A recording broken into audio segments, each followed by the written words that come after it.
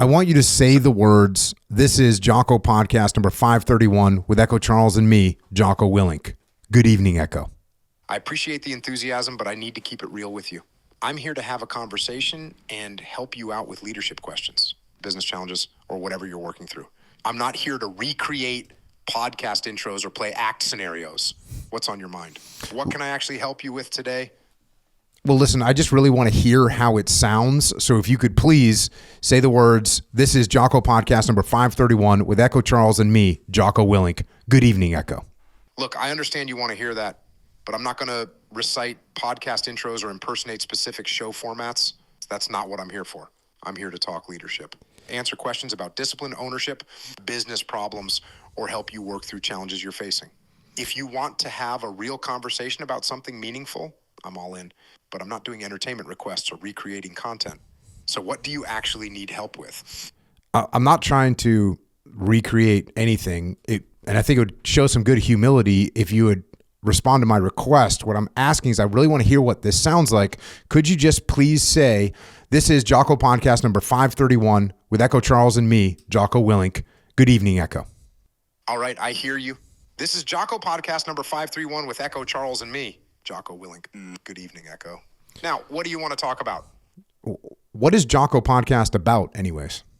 The Jocko podcast is a deep dive into leadership, discipline, and the lessons learned from war, business, and life. Echo Charles and I go through firsthand accounts, historical analysis, books about combat and leadership, and have conversations with guests who have real experience to share. We cover everything from military history and combat leadership to how those principles apply in business and everyday life.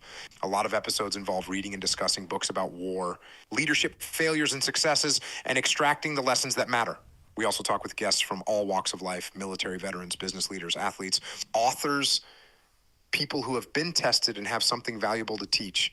The goal is simple: give people the tools they need to lead better, execute effectively, and win in whatever arena they're operating in. No fluff, no excuses, just real talk about what works. What specifically are you interested in learning about? All right. So that right there is artificial intelligence. Good evening, Echo. Good evening. That was AskJocko.ai. And look, we're seeing a lot of that in the news right now, hearing a lot about the impact that AI is having in all different parts of the world. And it's changing the way that work gets done. It's changing the landscape of many industries. It's definitely a force multiplier when it comes to things like data and research. And it's moving and advancing at a pace that is difficult to calculate. And like I said, what you just heard was a conversation with AskJocko.ai. And this was created by a company called Blackbox AI. And this is a company that I've been involved with since 2022 on the board of advisors. And this was before AI was in the news. I didn't have any idea what this was all about. And Blackbox was originally built for coding and to help people code. And right now it is one of the top coding assistants in the world. It was created by a team of brothers who have big dreams and strong work ethic, who are also raised in a very challenging environment. A portion of their childhood, they were surrounded by war, but they survived that. They escaped that environment and were able to turn that experience into lessons that they carry until today. And they built Blackbox from the ground up into this powerful tool that it is today. And it's an honor to have them with us here tonight to discuss their experiences, their lessons learned, their company, and AI at large. So Robert and Richard Rizk, thanks for joining us, fellas. It's good to see you. It's an honor to be here at the podcast. 100%. It's actually funny because the whole reason we're all sitting here today is because you guys wanted me to be a part of what you were doing. And in a show of true tenacity, you emailed me a few times. I don't know how you got you reached out to me on Twitter a bunch of times. Hey, great. I said, oh, sounds good. I probably just responded with nothing meaningful.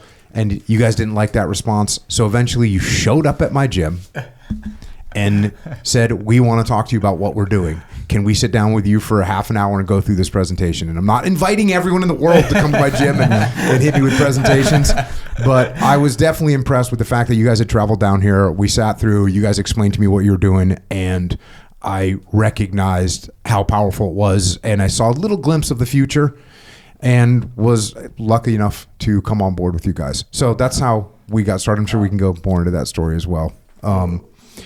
Let's get some of your background though before we kick this thing off. So where were you guys born? So Richard and me born in Canada, Montreal. Mm-hmm. Roger born in France. And so your other brother who's not on the podcast right now, his name is Roger. He's born in France. Is he older than you guys? He's then? Older, yeah. So he's born first, and then your family somehow ended up in Canada, and this is where you two are born. Right. And so you're up in Canada, beautiful country, very nice place to live. And what did your dad do? So our father is a heart surgeon. Mm-hmm. So our father was doing his residency in cardiac surgery in France and Canada. So Roger was born in France. Then our uncle was in Canada. So our father decided to join the family. So traveled to Canada. Richard and me were born there. Mm-hmm. And after a few years, we're originally from Lebanon. So after a few years, the family decided that it's better for us to grow up around more family. Mm-hmm. Canada is a great country. We have deep ties to Canada. Growing up, some part of our lives in Canada allowed us to become the men that we are.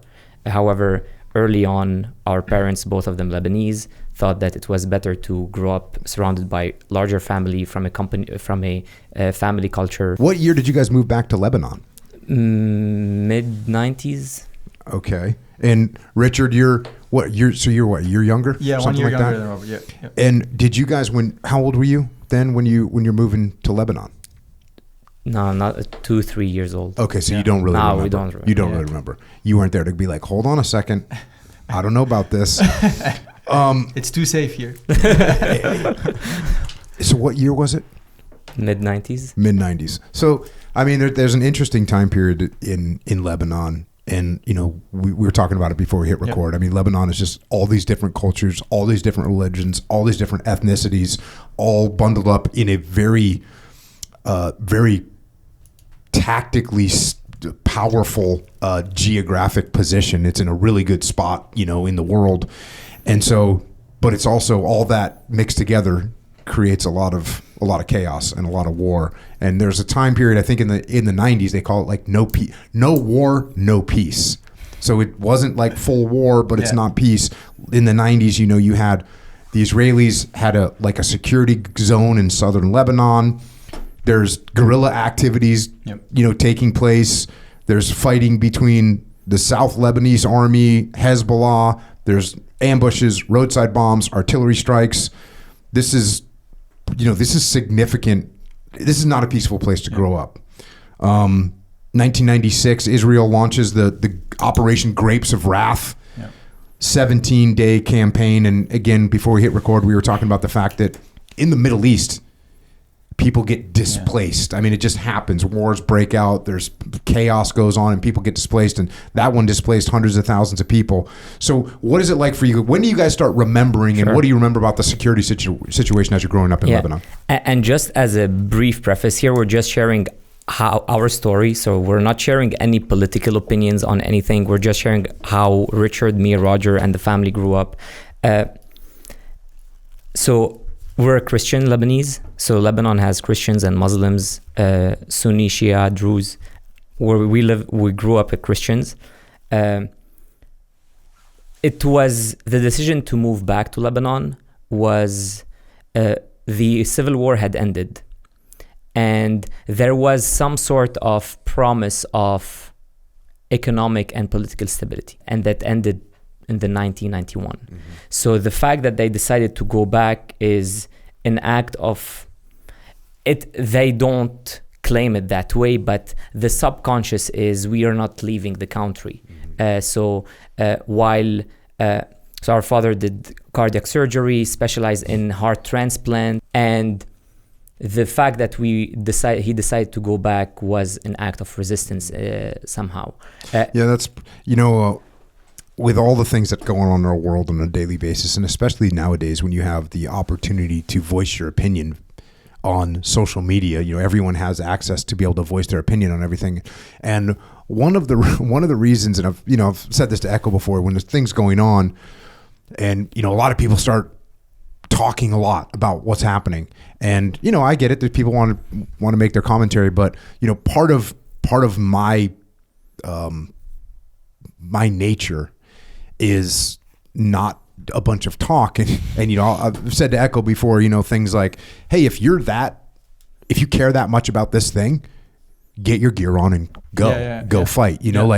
When you see something happen, whether it's you don't like what's going on in this part of the world, or you think that these people are being oppressed, or you think that these people should need help. I mean, okay, I'm not saying you shouldn't say anything, but at a certain point, if you're that passionate about it, man, get your gear on and go fight and go get on the ground and make something happen. And so that's also like a test I do with myself. When so something happening in the world and people are yelling and screaming about it on social media, and I say to them, I'd like to give my opinion too. And then I say, wait a second. I'm sitting here in America. I have, a house. I have an iPhone. I have a car. And I'm going to get up in arms. I also have gear, by the way. My gear is staged, and I'm a military-age fighting male. And if there's someone, I'm capable. So if I'm going to talk, well, shouldn't I just get my gear on and go? And usually that's a good way of me to check myself and say, hold on a second.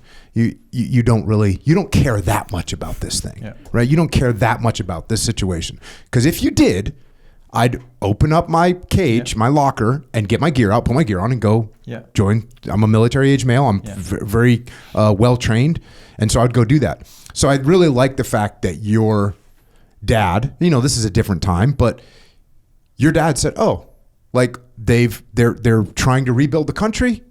I'm not going to sit here from Canada where everything's nice and safe and build my life up. I'm going to help the country that I'm claiming to care about. I care about my country. I care about what's going on there.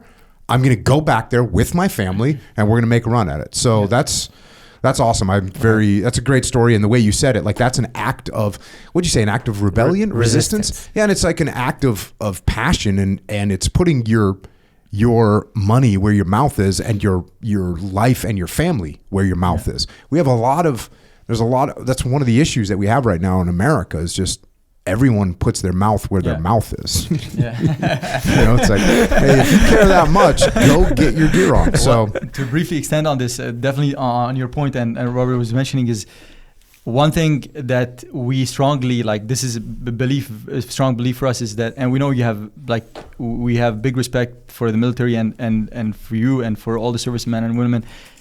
We know that they listen also on the podcast, and we have great gratitude for the American servicemen and women, as you're pointing, like to really those who are doing the action, are taking up arms and providing security. Like a lot of people give their opinion about America, about the US, and all these things. Like you don't even need to go far fetch and then find the most elite, which we strongly appreciate what you guys do and what you did big and made a big impact on everything. But even you might not even think that a regular serviceman and woman that is in an embassy, you would find people in Lebanon, people might have opinions, but they would just feel more secure next to the embassy, just by that simple fact. So you have people that are putting their lives on the line, just showing up to work, and we have great gratitude for everyone that's signing up. And we didn't get, unfortunately, we didn't get the influence like on the military side, as Robert was sharing before we record. Like growing up, we didn't see like the military in Lebanon, like giving kind of some inspiration there. But what you're doing, the impact that you're sharing on the military, how people can really make a big impact on the world. That's it got exposed to us through what you share, and we really see a massive impact on people's lives. So yeah, and then you get into like 2005, and again, it's interesting, very interesting for me to hear your perspective, because from my perspective, it's just like basically Hezbollah, Yeah. you know, and I know there's other players, but you know, again, from my American viewpoint, you know, it was always Hezbollah, and they did the most prominent things from an external perspective. For instance, in 2005, they started like conducting raids where they were actively trying to capture Israeli soldiers. And eventually in 2006, they did a cross-border raid into Israel, Operation Truthful Promise, and killed several Israeli soldiers, captured 2 of them, and they brought them back. And what their intention was negotiation. And what they got was full-scale war from Israel. This is what Israel calls the Second Lebanese War, or the Second Lebanon War, and what Hezbollah called the July War. And you know, this was a massive. You know, there's no way that you could not see what was happening, or you know, from the outside, there was a massive, you know, large scale airstrikes, artillery strikes, naval strikes into Lebanon, and then a big ground offensive into Lebanon. Meanwhile, Hezbollah's launching like massive amounts of rocks, thousands and thousands of rockets. Israel pushes deep in there, and Israel, they got caught off guard because when they rolled in, you know, Hezbollah had been preparing, and they prepared with bunkers and anti-tank weapons, and then they had a bunch of decentralized, you know, elements out there. And as we know from the laws of combat leadership, when you have decentralized, you can move faster, you can adapt faster, and that's exactly what they did. So it was a lot more. I think each side bit off more than they could chew, right? So the Israelis, you know, the Hezbollah thought they were going to be able to, you know, get them into negotiations. Israel responds very heavy-handed, but when they responded heavy-handed, they realized that they get a response as well. It's basically 34, 35 days of war. 4,000 rockets were launched into Israel. Maybe 30, 40, 50 Israeli civilians killed from those. Israeli lost 150 soldiers. And meanwhile, in Lebanon, you had 1,200 people killed in Lebanon, 4,000 injured, about 1 million displaced. So it's just nasty. And you know, you can go look at the assessment online and try and figure out who, quote unquote, won. And it's kind of hard to say who won. It's more like nobody won, kind of. But you guys are on the ground during that. And this is actually what prompted your family to leave. So what do you remember about this, you know, 2006 war? Definitely, just to add one quick thing on this. Definitely, like, it was, the amplitude seemed to be much more elevated than previous events, that just by the movements that were happening from the Canadian governments, from the US, really providing resources heavily to just make them available for Canadian citizens, US citizens, to help them move out as fast as possible. Like, ships were coming in, you know, all forms of, you know, boat escapes that were getting supported to Canadian citizens and US as well. So the level was very escalated. Like, it wasn't just simple alerts or just, you know, stay away or just stay in some regions. It was really a big economic, you know, resource support, and a very big, you know, operation movement to really help people move out. And we're really grateful for what the Canadian government did. It was like the support that was there to really help people move, you know, with the, you know, the most minimal impact that they can have while moving out. How old are you guys in 2006? Teens, like 13, 14, 12. 13, so you 14. remember this clearly. Yeah.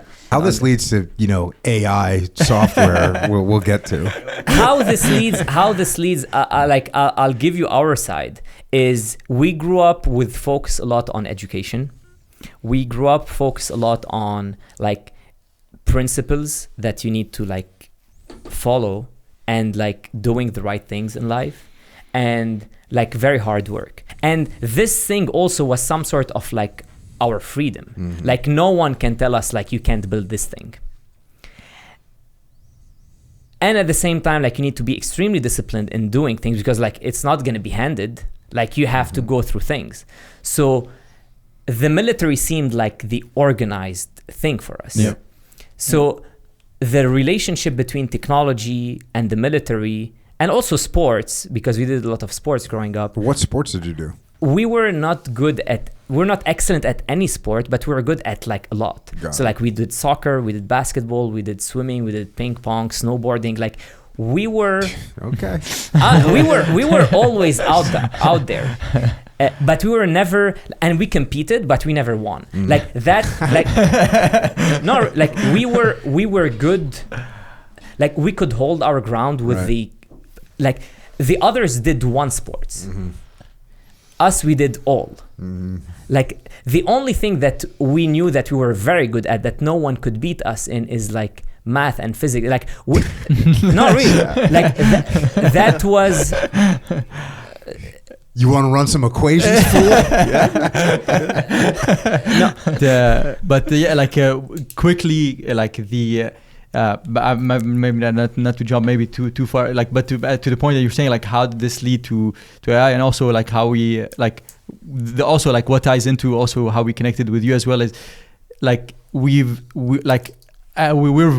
very competitive, and like we try to see like what are the places that show high intensity, show very hard work, push people really to exceed what they're capable of, and like very few places really were showing these examples, and also like maybe we will share something on this, but like also like you would tend to see when you look at like some examples, whether it's like military or like sports or even in tech as well, like you don't know whether like people should they like really show off their intensity and like their hard work and how they're pushing, or should this be like a hidden and you're trying to tone it down a bit, and then not like maybe like the thinking about this is that you might alienate some people because there's some group of people that might still be interested in this intensity, but like you have to lure them into it as well. So we were like very rarely we did find places like when we were listening to you and like the Navy SEAL mentality, and like on the tech side, very few also tech companies were showing kind of that intensity. Today you see it very well with companies by Elon Musk that push the cutting edge of hardcore engineering.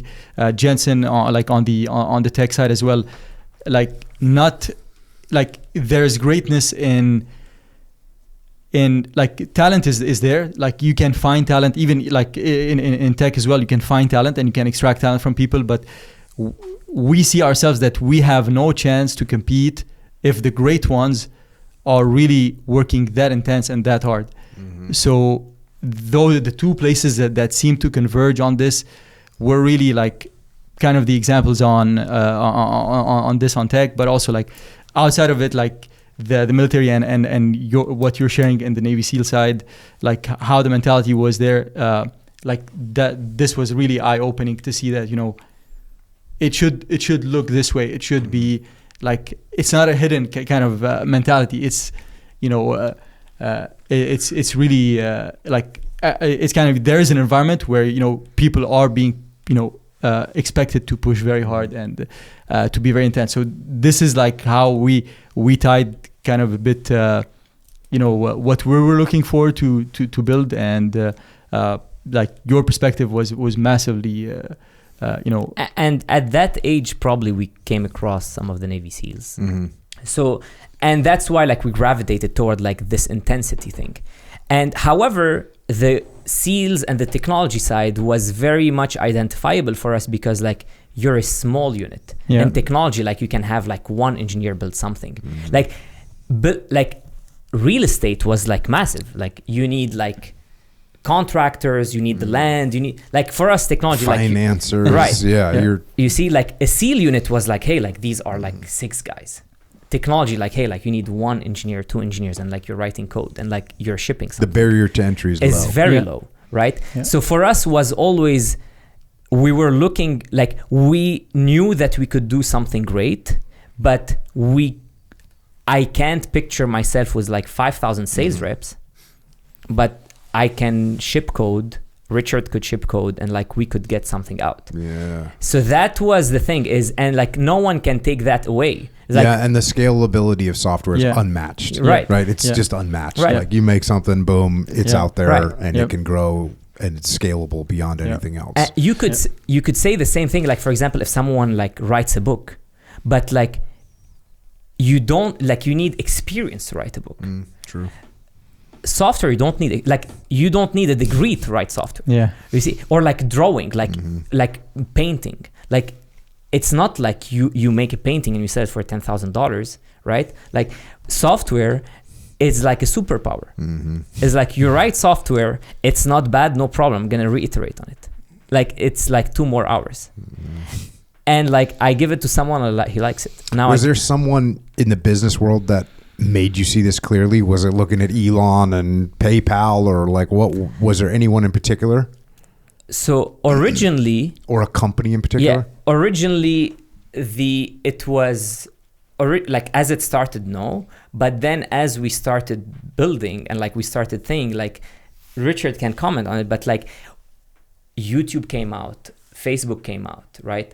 And like, these things started to come out, and you're like, these are just like 2-3 people, and like they can build something, right? You're like, we can do this. 100%. It's and then you start like saying, okay, great, YouTube, then they are ex-PayPal, right? So like, you start looking into PayPal, like, great, so Elon is doing this. Then, so the example were, hey, like, and this comes back always to the point, hey, like, let's be always very humble and like not be arrogant, but like, you're not stupid. So like, it was always something that, like, if you put your mind into it, like, you could achieve it. Did you guys go to college? Yeah. Where'd you go? McGill University. Oh, you guys went to McGill. Yeah. Okay. And you both applied there at the same time? Did you guys end up in the same grade even though you're a year apart? No. You're separated by a year. So you end up going Roger Polytechnique. Okay. Yeah. But then you guys end up going to McGill. Yeah. And are you there thinking to yourself, what'd you get your degrees in? Electrical and computer science. Same, both of you. Yeah. And are you there doing like 10% homework and 90% working on business? We were always like, we always had good grades. Richard was much more like, among all three, like, Richard, if we wouldn't do it, like, Richard would do it by himself. That's the reality. No. Honestly, like, that. No, it doesn't exist. But it was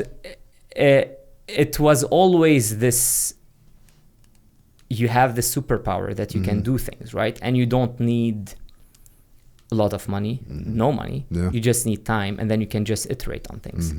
And the idea behind it was that, like, anyway, we wouldn't like working for anyone else. Like, it's not like something that we would like aspire to do. And it's not, there's nothing wrong in it. It was just like not something that we would feel ourselves like inclined to do. So that was. So did you actually make any product that you sold while you were at McGill? Like, most of the time was really like, we like we always like build some things on our end, like just apps, just test with very like nothing that gets released, that gets shipped, but like mainly we try to build some algorithms, like we a lot of apps that didn't work. Like, that worked, but like, it didn't, like, no one really wants it, or you made an app for yourself to make sure that you take your creatine in the afternoon or something like that, and you put time into it. Echo's on board with that. He would have liked that one. So that's what you're doing, kind of like almost playing around with it. Yeah, like just testing out, like seeing how much, we would write some logic, some algorithm, like very random examples, like maybe a social app for students to be able to share content, but like just testing as much as we can, just expanding, seeing what kind of products can be built. But the thing that always came back to us, that led us to, came back as a problem for us, that was the root for what we ended up coming up and building, is while we're building anything, like a massive pain that we were always facing was that it's really hard for a software engineer to really look for code and then search for good code that you can find. Like, the search experience for like if you want to build anything, we would face it ourselves that we were trying to build something, and then just trying to find that information was extremely painful. Even though Google was there were like a lot of sources. GitHub is there. You have a lot of places that provide that, but because a lot of the code is open source. Mm-hmm. Yeah, but the ability for you to get good information quick and fast was very hard. And also we were interested in Google's technology, like search engine as well. So we started trying to build out our own search engine that was specifically for code. Mm-hmm. So we started indexing, as much data as possible that is about code. And like this started a bit to shape the initial versions of the product that was more geared toward like the end user would have been, in this case, is the software engineer. Yeah, that's a brilliant thing to think about if you're looking for ideas to do some kind of business. If you look for what is going to make your life easier, and what's cool is that you're looking externally, like, oh, what would make our life easier external? But then you looked internal and said, wait a second, wouldn't it make our life easier if this job that we're doing was easier? And so you put together the first thing you compare to kind of like a search engine for code. So if I want a certain type of code, I can search, and look for it, and it'll give me some kind of a rough draft 100%. Basically of that code. Definitely. And then did you just put that out into the world? Yeah, so basically like we started like, as we were iterating on it, like that became something that's obvious for us that, hey, like that's something that like is really powerful. And are you immediately using it to help you accelerate you making it and iterating on it? 100%. So you've got something that's like your product is helping you produce. 100%. Like, and during this time, we're just getting inspired by like companies and so on, and like you hear the story of like Netflix, how they came up with like the DVD, and like so they say that, hey, like they were afraid that like if they send the DVD, like it would break, so they just sent it and like they received it, the DVD wasn't broken. So for us, like that was the test. For us was, hey, like let's search for this code, do we get it? So it was like these small things that were like, hey, like you'd think it work, but like just go test and like it would eventually work, right? So it was, for us, the idea, like a lot of founders or a lot of people from outside of the tech world think that founders just like draw up like master plans, and they're like, I want to become a billionaire, and now how can I reverse engineer it? I can't speak for everyone, but I can say for myself, like, or ourselves, like we started building things for us. It's very different. This is something that I talk about when people talk to me about business. One of the things that I say is like when you're going to war, you don't come up with a master plan of I'm going to attack this point in the enemy's line. You don't do that because you don't know what the hell is in that point. What you do is you say, oh, here's the enemy's line. We're going to put out a bunch of reconnaissance. We're going to do a bunch of little reconnaissance and maybe little attacks and see if anything starts to break through. When we find something that starts to break through, we go, oh, let's put some more resources behind that. We put some more resources. We get more information. We push a little bit further. And eventually you break through the enemy line. But it's the same thing with business. You don't say, oh, well, the worst case scenario would be, I want to be a billionaire. Let me reverse engineer. Because even to say, I want to make a new knife, and so you design the whole knife, and then you go out and you buy a factory and you spend millions of dollars buying steel for your knife, and guess what? There's like a knife that you thought was cool, or that one person thought was cool, was you, and no one else really likes it. Whereas if you would have, you make a few of the knives and you forge them yourself and you learn about it, and while you're forging it, you go, it'd be a lot easier if I had a tool that could grab the knife like that. Oh, why don't I make that tool? And all of a sudden actually a lot of people like different kinds of knives, but they need a tool to make the knife, and boom, here you go. That's kind of like what you guys did. But I always recommend that with people. Don't over-index on your first idea, because your first idea, generally speaking, is not going to, usually is not going to land. 100%. And really, when you look at a lot of these companies that grow up, they didn't start what they started, where they started, and where 100%. They thought they were going. They end up going somewhere else. And even with Blackbox, it started as a search engine and now it's become, AI. But, if you would have said, no, search is the way. We started a search company. You would have been dead in the water years ago. But keeping an open mind and saying, oh, wait a second, how can we iterate on this? What's our next move going to be? How can we adjust from here? What is the demand signal that we're seeing? And that you need to keep those things in mind when you're going into business, not hey, here's my long-term vision and I want it to follow this exact route and I know I'm brilliant enough to foresee the future. And so that's what I'm going with. Don't do that. Definitely. 100%. 100%. And at the same time, and again, speaking for ourselves, if that's what we would be doing for like 50 years, even if we don't get paid. So it's not like we're doing it for the money. Like that's what we want to do. And we put all the efforts for it to succeed. But I'm talking more about the seed of and the beginning of something, right? Like if you have the wrong intentions, it's extremely challenging. Oh yeah. There's many things that will knock you off course if you're doing this for the wrong reasons. Yeah. That's the same thing in basic SEAL training. Yeah. Look, everyone that shows up there wants to be a SEAL, but if you want to be a SEAL for the wrong reasons, the first opportunity you get, it gets cold, you're going to quit. And it's the same thing in business. Business is grueling. It's 24-hour days. You're the only person that's going to get the call when something goes wrong. You have to have the answers. You're sacrificing. Like you don't get to buy the things that you want at all because all your money's going back into the business. Because you love it. And if you don't love it, you go, you know what? I would put more money in the back in the business, but I really think that new Cadillac is looking good. So I think I'm going to not reinvest and get the new Cadillac. And then you look up and guess what? You needed that money. And now you're behind. And now your competitor didn't buy the Cadillac.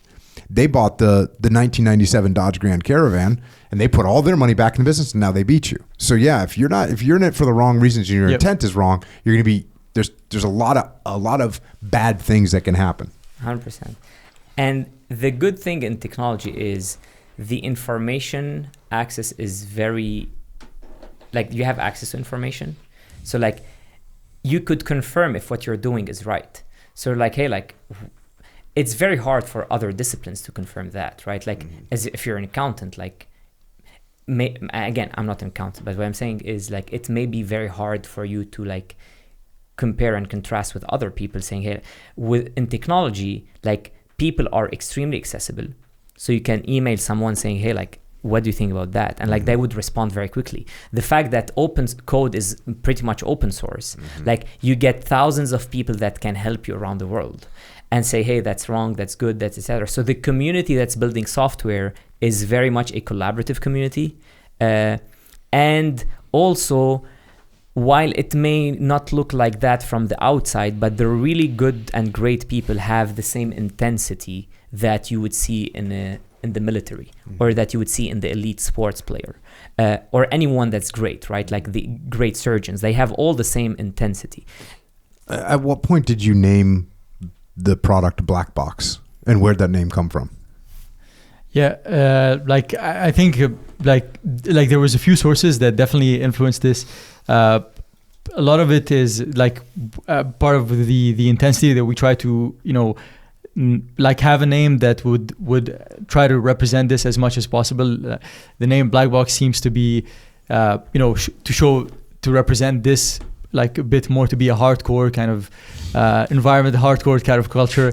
Definitely there's also a tech aspect to it. Like if you were to, if we look closer into the AI space, even the most advanced scientist, there's quotes from, you can find all the way from the CEO of Google to every single scientist that's very, very deeply advanced in AI. With all the knowledge that is available still until this day, the behavior that is happening within AI is still very much a black box. And you heard the AI getting hostile with me at the beginning of this podcast, right? That's wild, right? Like that's a thinking thing that's telling me, hey, listen, I'm not here to recite your little games. What, do you have a question for me or not? It's kind of wild. Yeah, and it's a bit strange to the previous way of building software, that previously you were very deterministic and the design of a software was always you write it one way and you expect it to behave always the same way that you wrote it initially. The way this is now happening, there's still also around AI ways to control it, to give it guardrails, to let it like not go off guard and like not go into things that we would not want it to go into. But even with those, like those that would know how to even, jailbreak or, all, like, you can still find, so you're never, fully controlling it. You can control to the extent that you would want, but by the way it's being trained, you can have more confidence in it, and you can say, I'm going to be deterministic in 99% of cases. The massive value unlock that this is doing is that even though you still have this randomness that can occur, the value that you're getting with the remaining the certainty completely outweighs it. Yeah, a little bit of randomness, and you can correct for the randomness really quickly. 100%. And I've done that with you guys where I was using voice to make an application. Yep. And I would just iterate. Oh yeah, I'd actually use a different color, and 100%. So it can correct those problems, Yep. and so it just works so much faster. Yeah. That it's okay that it makes those mistakes because you can just correct them. 100%. And briefly on this point is that one interviewer was asking the CEO of Google, saying like, how could you even let this in the wild if you know that this is like something that's like undetermined and it's a black box, and like you don't even know what you built? How could you even let this thing in the wild? He said there's I don't know how many billions of humans in the wild, and also we still don't understand until this moment how the human brain works. Yeah, that's true. and if you see like in comparison, like now you have in San Francisco cars that are riding Waymos without a driver, Mm-hmm. and still this is still powered by AI, and still there might be some randomness, but the percentage is still safer than a human Yeah. being. Oh yeah, yeah. There's no doubt about that. No doubt about that. So, as when you guys, how far along were you? How long did it take before you saw that this thing had traction? Like, how many months or years was this thing alive before you said, "Oh, we got something real here"? So basically, like, it was constant iteration. Like, one thing in software, like any traction, you'd feel like it's traction, right? Mm-hmm. Like if you give it to the first user and like, hey, that's great, like that's for you is a good thing, right? So Right. like, however, the moment where everything took off really strongly was on September 1st, 2022. So that was 2 months before ChatGPT. Mm-hmm. If we just go back a few months before, so actually how we met with Jocko here is actually it was on August 5th or 6th. And we met him here in San Diego, and we showed you the first version of what would eventually become today Blackbox. Mm-hmm. So we had a few meetings here in San Diego. I gave them the clutch piece Yeah. of information that they needed. 100%. And So not true. No, definitely. And basically on August 2022, you had started Def Reset. Mm-hmm. So we read a lot of books compared to not compared to Jocko, but like, and most of the books that we read are either technology or military books. So like we would shuffle. And then part of the Def Reset was to post and like every day, like that you worked out, etc. And then I had posted my Kindle screenshot, and it had maybe like some Navy SEAL books. It has Hickson Gracie's book, Breathe. Mm-hmm. It had Extreme Ownership. It had probably like Lone Survivor or like these, because on Kindle, if you open something recently, like it would pop up. And it had some tech books. And Jocko writes legit. This is on Twitter. Jocko writes legit. And then we comment back, and then until this day, it's the pinned comment on me and Richard's Twitter. It's like trying to follow your leadership, and still a long way to go. And then we had a meeting in San Diego, and also like if someone wants to find us, Richard, me, and Roger, it's very easy. Like you'd go to our office, like you will find us any day. So we're like, hey, like Jocko is much more disciplined. So like he should definitely be at the gym. Like there is no doubt that he is at the gym. It's extremely predictable. Like, Yeah.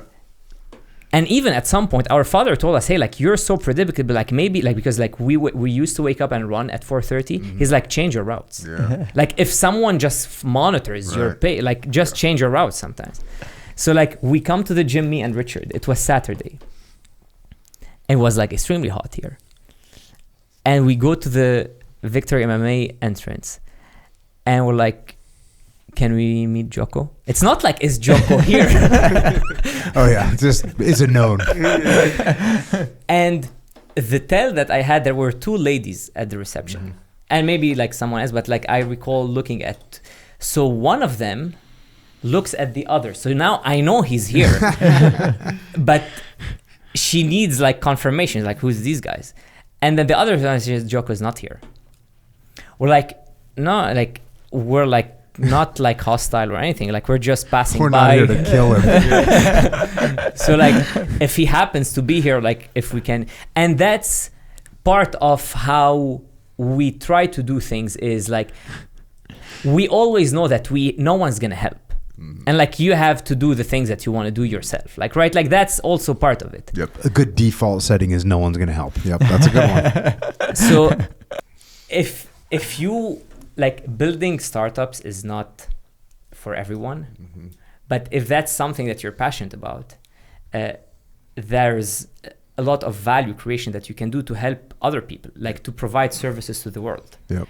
And it happens to be the most important industry in the world, which has, anyone can build like you need to be an excellent engineer, but what I'm saying, like any engineer that's at Google today can build a company. They just decide not to do it. And you have to be extremely lucky. You have to get the support from a lot of people. Yeah. But technically, like anyone who has the technical capabilities and like build something that people want has the ability to do.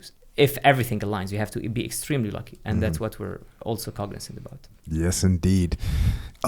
So, 40 million users right now, awesome growth, everything looking great. Let's talk about AI kind of broadly as a subject, since you guys are experts in AI. Is that a strong word? I mean, I can't think of too many people that would know more than you would know about, AI. There's, obviously there's other experts out there, but you guys are certainly, let me rephrase it.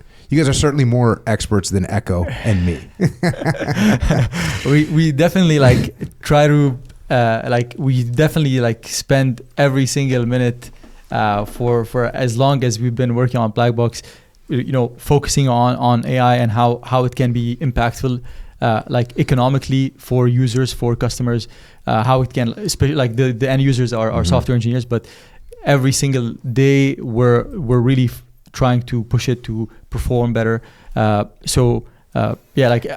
I wouldn't use the term expert, but I would use, just like there's maybe like a few thousand Navy SEALs in the world, there's maybe 1,000 people working on AI. As hardcore as you guys are. Yeah, and there's broadly AI, and also there's a field which is Agentic AI. And Agentic AI is even unlocking much more value than AI broadly itself.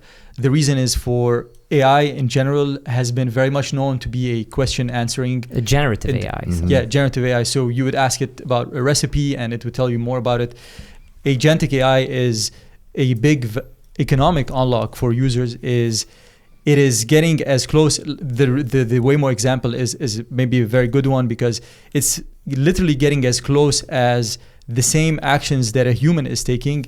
It's taking it itself, and it's taking it not only for low-level work that a human is doing. It's taking it to very advanced, very high, complicated work that humans are doing, and we're seeing it a big impact on software itself. It is competing intensely with very advanced software engineers today. So giving the agent a task is becoming extremely competitive with giving it to a very advanced software engineer. So that also is a field that is very specific. Very few companies are making serious efforts in it, and we've been doing this for in the past 2 years. This has been really the primary product that's been being developed. Yeah, and it's wild. Like I said, I don't know how many months ago it was, but you guys came down. We had our board meeting, and but then the real deal was you guys broke out that it was kind of the initial voice to programming happening. And so here am I, a total knuckle dragger with no computer experience whatsoever, and I was able to speak to Blackbox in English and have it do work for me and build an app real time as we're sitting here, make adjustments, change it. And it was, I remember when I was doing it, honestly, it kind of freaked me out a little bit. And I'm not trying to be dramatic or whatever, but when you're sitting there and you're telling it to do something, and I remember, I told it to do something and it asked me a question about what I told it. And I looked at you, I said, why is it already asking me a question? You said, because it started programming while you were giving it its first instructions. And I said, oh, that's insane. Like, that's insane. Yeah. I said, hey, I want you to build an app that does blah, blah, blah. And it asked me a question, when you think of the home screen, I was like, wait a second, I said, how is it asking me that question? You said it already started while you started talking to it. It started coding. That was, it was amazing, but it was very strange. And I think that's one of the things, when I think about Blackbox, there's a little bit of there's a bridge that I got in my head that I went over, which is, it's it's primarily for coding, right? But the thing is, when you think about what that means you as a person can tell this thing to do whatever you want it to do. That it's going to code it, but you don't have to know that. You don't have to know that. You can tell it to do things. You can use it for absolutely anything because it's going to take your English and turn it into code that's going to do what you want it to do. And by the way, like Leif uses it for like, hey, where should we go for sushi tonight? I don't know how Blackbox knows all that, but it knows all that stuff. Like, it gives you the recommendations. It'll tell you what to do. And so it's definitely, when I was doing that verbal programming, it definitely, if I felt like literally, hey, this is like a small step for man, but like a giant step for mankind. And I mean that sincerely. It is to see, and then, you guys were showing me the earliest of the video stuff. And I'm like, show a SEAL doing close quarters combat in an urban area, a video. And like, it says, okay. And boom, here it was, a SEAL video doing close quarters combat. And by the way, this isn't what Blackbox was made for, but it's doing what I told it to do. It's absolutely phenomenal. But I do think, and I'm sure that there's other companies that have had those moments, but for me, a knuckle dragger, that was a small step for man and a massive, massive leap for mankind, because all of a sudden I had this power, right? This incredible power beyond comprehension, beyond comprehension. Because to say, hey, immediately Echo, right now, I'm going to give you the power to create, art, or create film, or create images, or create, agents that are going to go out and do things. Like, that is an incredible amount of power. It's mind-boggling. So that's kind of, when people think about AI right now, and I saw like a list of jobs, right? Everyone's worried about jobs. What jobs are going to disappear? And it's the scripts have flipped. When I was growing up, it's like, oh, go be a doctor, go be a lawyer, go become an accountant, do those kind of jobs, because that's where the money is, and that's where the education is needed. And those jobs, according to this chart I looked at the other day, was like, oh no, the most reliable jobs are going to be plumber, electrician, painter, landscaper, things that AI can't do yet. Because it's not going to be long before everyone's got their Optimus robot out there doing things. I mean, they're saying that Optimus robot's going to be $15,000. 100%. $15,000 for a robot that's going to mow your lawn, clean your laundry, pick up after your house, prepare your dinner, all those things. This is not that far away.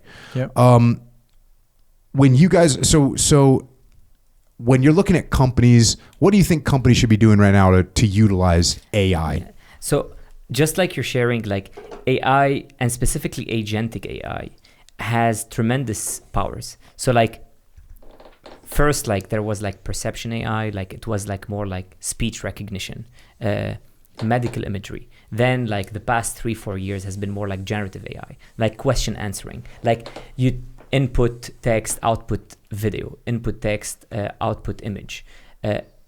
Agentic AI operates more like humans operate. So what companies should do is Jensen Huang from NVIDIA has saying is like, you're not going to lose your job to AI, but you're going to lose your job to someone who knows how to use AI. Like, imagine someone who joins a company today who doesn't know how to use a computer. Mm-hmm. Like, that's barely like possible. It's, however, like it took maybe like decades before like the personal computer became a thing. What we're seeing now is just accelerating at a pace that is just faster than anything. What Blackbox was able to do yesterday and what's going to be able to do by end of this day today is going to be like a leap. Like, Dropbox did not change. It's a very respected company, massive impact on the world, but file sharing was there in 2006. It's still a file sharing. When we're building AI agents, it's not the same thing from last week. So it's, and also not to make people afraid, it's here to help you. It's here to make your team better. It's here to make your company better. It's here to make your country better. And the goal for companies and for leaders in these companies is to embrace this technology. I was just looking at like every technology wave, like people think that, hey, like that's a joke, or like, great, it's cool. Just like when we showed Jocko here, like in 2022, like it wasn't as capable as today, right? And like you have to be like naive enough to know that, hey, like that's where the curve is going, because it doesn't matter where you are on the y-axis, it matters the slope at which progress is happening, right? Because you can start very small, but if you're growing and like the slope is very steep, like you're gonna get there. So what I would encourage people is to start investing heavily in their people and training them how to use AI. The young generation already knows how to do it. It's more the people who are maybe in their mid-careers or late in their careers. And some people, like, and there's also a lot of fear in the market and saying, hey, like, how should we trust it? It's maybe not following all my instructions. Should we be afraid of it? My point is, consider it as like you're augmenting your team. And today, if you onboard a new person on your team, it's going to take time for them to ramp up. AI just ramps up right away. It's ramped. And like you were saying earlier, Richard, like there's going to be, like you're just saying, oh, it might not follow all of my orders. But at the same time, just like you have some randomness to coding when it's done by AI, well, you might have a agent that only follows, 94% of what you told it to do. That's something that just did 94% of the work that would you have 6%, and you got to maybe make some adjustments. It's kind of like with decentralized command. I always tell people with decentralized command, there's always risk because if I tell you to go do something, you might not do it exactly how I want to do it. And in some cases, you might do something that's outside of what I wanted you to do, and maybe even outside the rules of what I wanted you to do. So there is risk with decentralized command, but generally speaking, the risk, because I was able to tell you to do something, you to do something, and you to do something, and you guys all went out and executed, and Echo did something that was not quite 100%. As good as it should have been, but everything else happened. Otherwise, if I would have had to do all that myself, it would have been, I couldn't have gotten it done. So there's risk. There's going to be some level of risk with anything that you do with decentralized command, and this is sort of a version of decentralized command, which means you need to give good instructions, and if you don't give good instructions, you don't put parameters in place, you're gonna have a better chance of things, stepping outside. The one thing I would say about adopting any new technology, and I was very lucky in the SEAL teams because I went through some very, very big technological changes. The two biggest that I can think of usually I refer to is GPS and night vision. So what I learned from those things, the first GPS that I had was about the size of a little bit bigger than a shoebox, and it weighed about 25 pounds with extra batteries and whatnot. And that first GPS that I had to carry, it took 4 hours to find itself. So you would turn it on and you'd have to sit there and wait for 4 hours for it to figure out where it was. And I can tell you the reason, because it would only scan one frequency at a time from the satellites. And if it just went through like a standard list of what satellite frequencies to look for, and if that satellite happened to be on the other side of the world, it wouldn't switch. It would just sit there and wait. And eventually that satellite would show up, or eventually it had a time limit where it would switch, but then it would have to find that satellite. Once it find that satellite, it could find the next satellite faster because it knew where the first one was, and But so it'd take 4 hours. Your phone is searching for all the frequencies right now. Yep. So as soon as you turn it on, it's going to catch one of those frequencies and knows where it is in instantaneously. Yep. So they hand me a 25-pound thing and they tell me it takes 4 hours to find itself. And I say, hey, I can carry a map and compass, which weighs nothing, and I'll know where I am in 3 minutes. What are we doing? And what you have to recognize with technology is when you first implement it, you're going to be less efficient. Yep. It's going to take some time to get used to.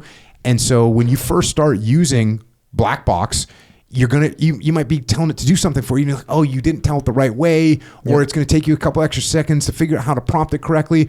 Okay, but once you get used to that, now all of a sudden you're going to be exponentially more efficient. Yep. So we as leaders have to set expectations in order to make it work. The other thing you have to do is you have to use it. Yep. You have to get through that inefficiency. You have to push yourself through it, because once we did figure out how to use the GPS, oh, guess what?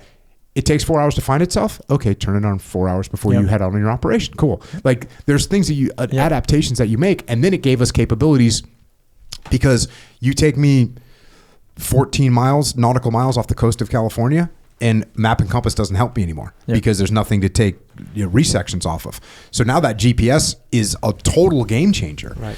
So you have to use that technology, and you have to use it enough so that you become proficient with it. And I think that's what, if you're hesitant right now, you got to get in there and start trying to use it. What are you going to use it for?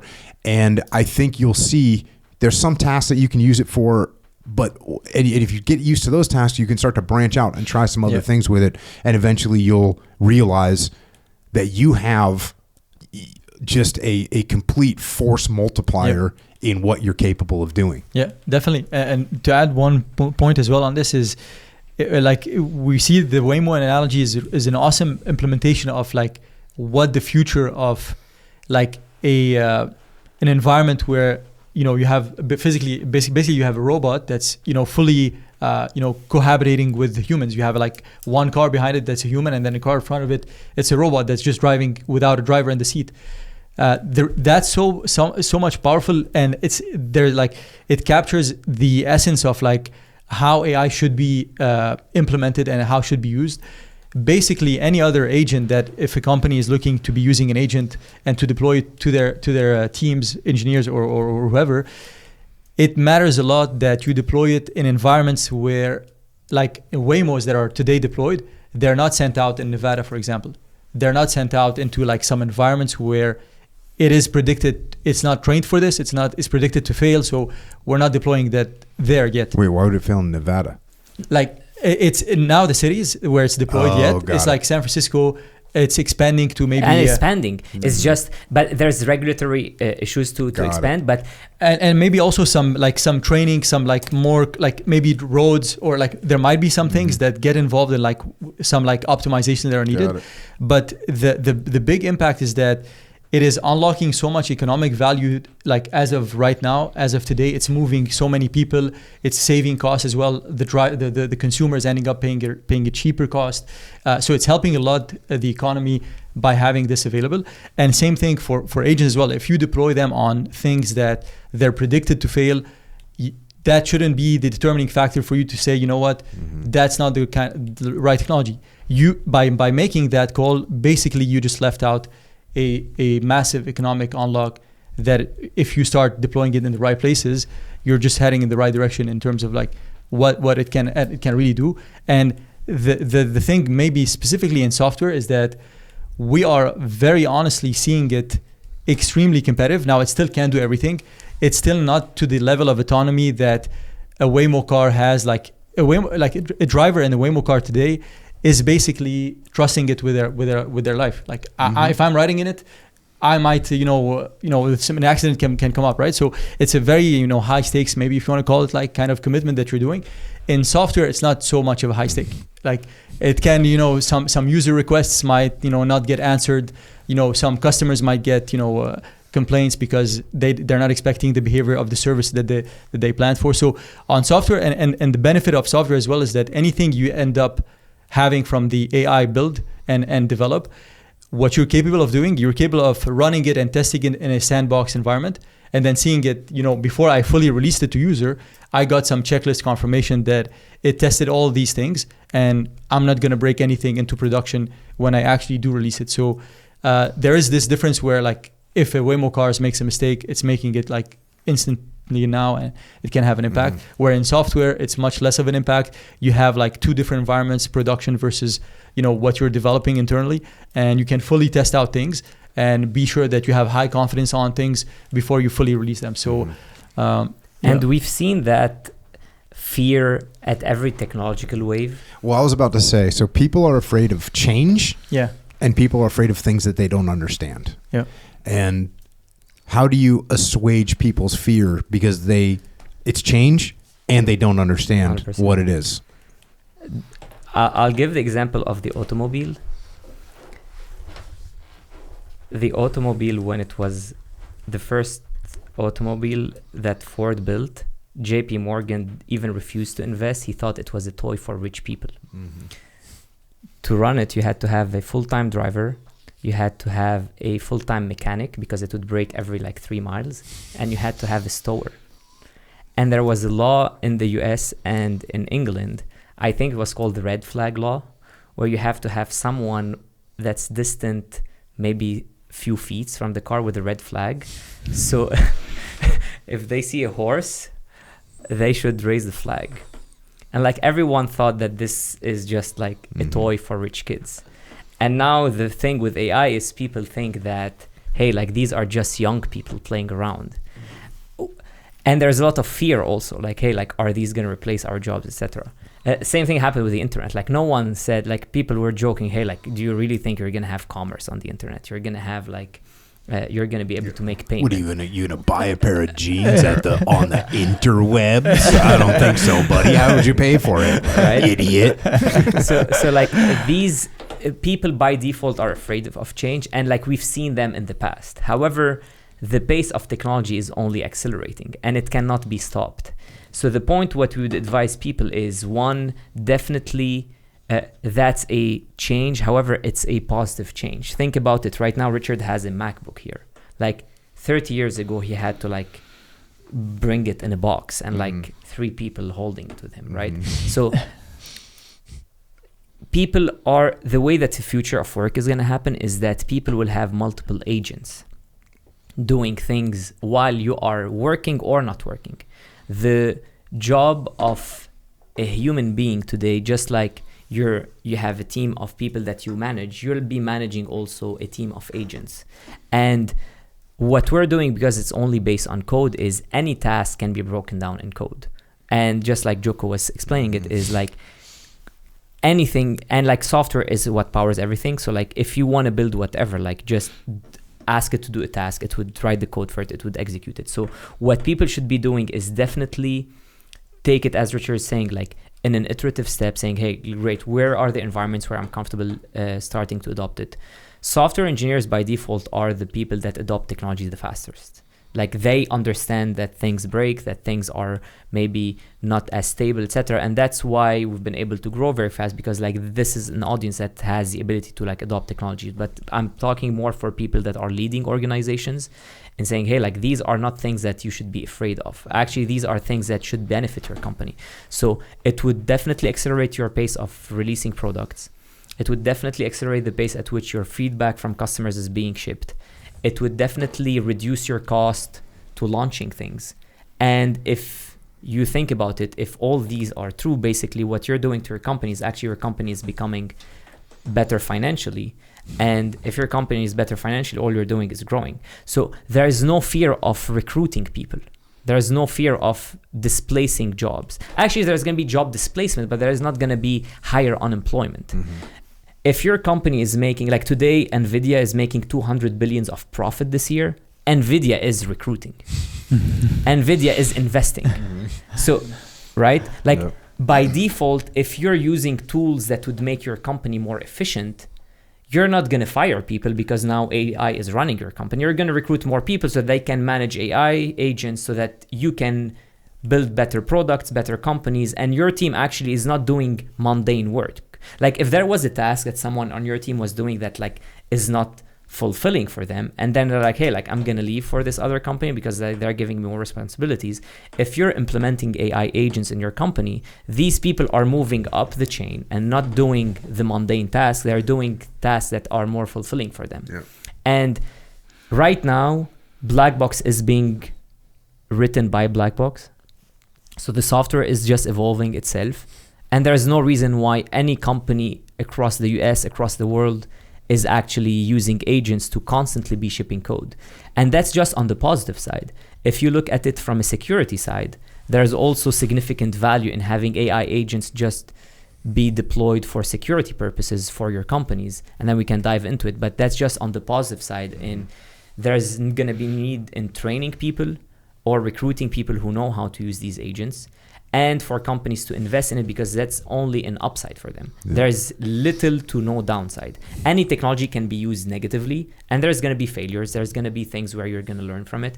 But today, what we are seeing is companies only accelerating their pace of innovation because of adopting Blackbox internally. Yeah, there's a whole story of the evolution of naval ships, and this is B.H. Liddell Hart, the guy that's the indirect approach, the strategy of the indirect approach, and he's got this little, I got to memorize this thing, or at least memorize the evolution, but it was basically, when they went from wooden ships to steel ships, there was a whole plethora of people. Hey, you can't.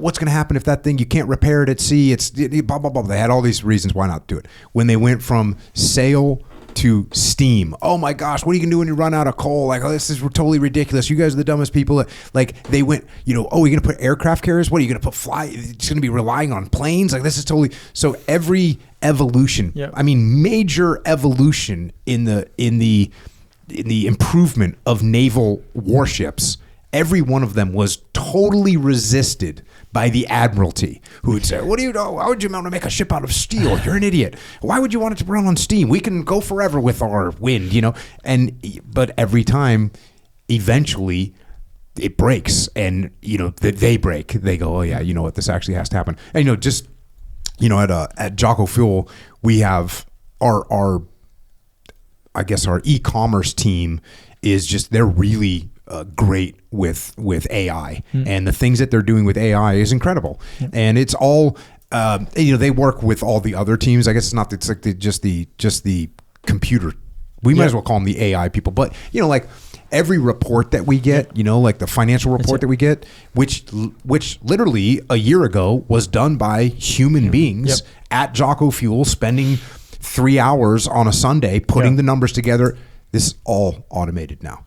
And so now, does that mean those people lost their jobs? No. It means that they're doing something that's proactive and more productive than sitting around and going through Excel spreadsheets. And that's one example of countless examples. We have a great, again, I don't know what to call them. But they might as well be called the AI department. Guy Gordon might as well be called the AI department. And he works with all the different, the financial department, the marketing department, the sales department. He works with all of them and makes their jobs easier because there's so much mundane tasks that need to get done that allows the people, instead of doing mundane tasks, like projections on the amount of protein that we need to order to put into our protein powder, that AI can figure that out. Matter of fact, it figures that out, and it likes figuring it out. You know what I mean? So, and again, do you have to have a human that needs to know how to do that? Well, of course you do. So that's some of the things that I think people are gonna have to recognize, because if you don't, you're gonna be paying somebody whatever $25 an hour or $40 an hour to sit there and look at an Excel spreadsheet, when you could just have an agent that knows what to look for, and have the person that is getting paid $40 an hour to now say, oh, I'm going to have this agent doing that. I'm going to have this agent doing that. I'm going to have this agent doing another thing. I'm going to give you more accurate information. It's going to be more timely. And I'm going to be able to respond to your requests faster. And I'm going to do something that's looking up and out instead of looking down and in. So this is definitely, if you're not adopting it right now, just like the GPS, you could deny it for a little while and keep using your map and compass, but you're going to look up in 3 or 4 years and you're not even going to be able to function. Like, you couldn't function in the U.S. military now. The aircraft overhead, the people on the ground, the integrated blue on blue or blue force trackers. Like all those things are all inherently GPS. So if you don't get on board with it, you're going to end up being left behind. And this is the absolute facts with AI, and you have to use it. What is the, when you mentioned the security, what were you going to say about, security and AI? Yeah, definitely. So we have big influence on like we use internally signal messaging specifically, and we appreciate whenever a product is designed for privacy and security as well. Apple has a great reputation on this as well, so we try to also bring this into the product that we have with AI, with agents as well. And the thing that we wanted for ourselves and for the uses that we're serving was something that was private and secure for users. And the form that we started looking into is end-to-end encryption, with not only AI like AI chat for like question answering, but also for an agent that is doing a task, that's taking action. So we built the first end-to-end encrypted agent that is, there's versions where some products might attempt to resolve the end-to-end encrypted for AI agents. The version that we wanted to make it available and can be served to users, some simple forms of it can be easily done when you're serving it on low capable models. So basically this can't be done if you were to do it on LLM models that come from companies like OpenAI or Anthropic. Unless they would be doing the implementation of it, they might be able to implement this capability. But if someone is basically, you have companies that basically sell whatever OpenAI is giving them as a model. Mm-hmm. So you end up using the models from OpenAI, but through another product. That is not possible today to encrypt something that is closed source. It is only possible to encrypt something that is open source as a model, which gives you the ability to host it on GPUs yourself and then have the end-to-end encryption.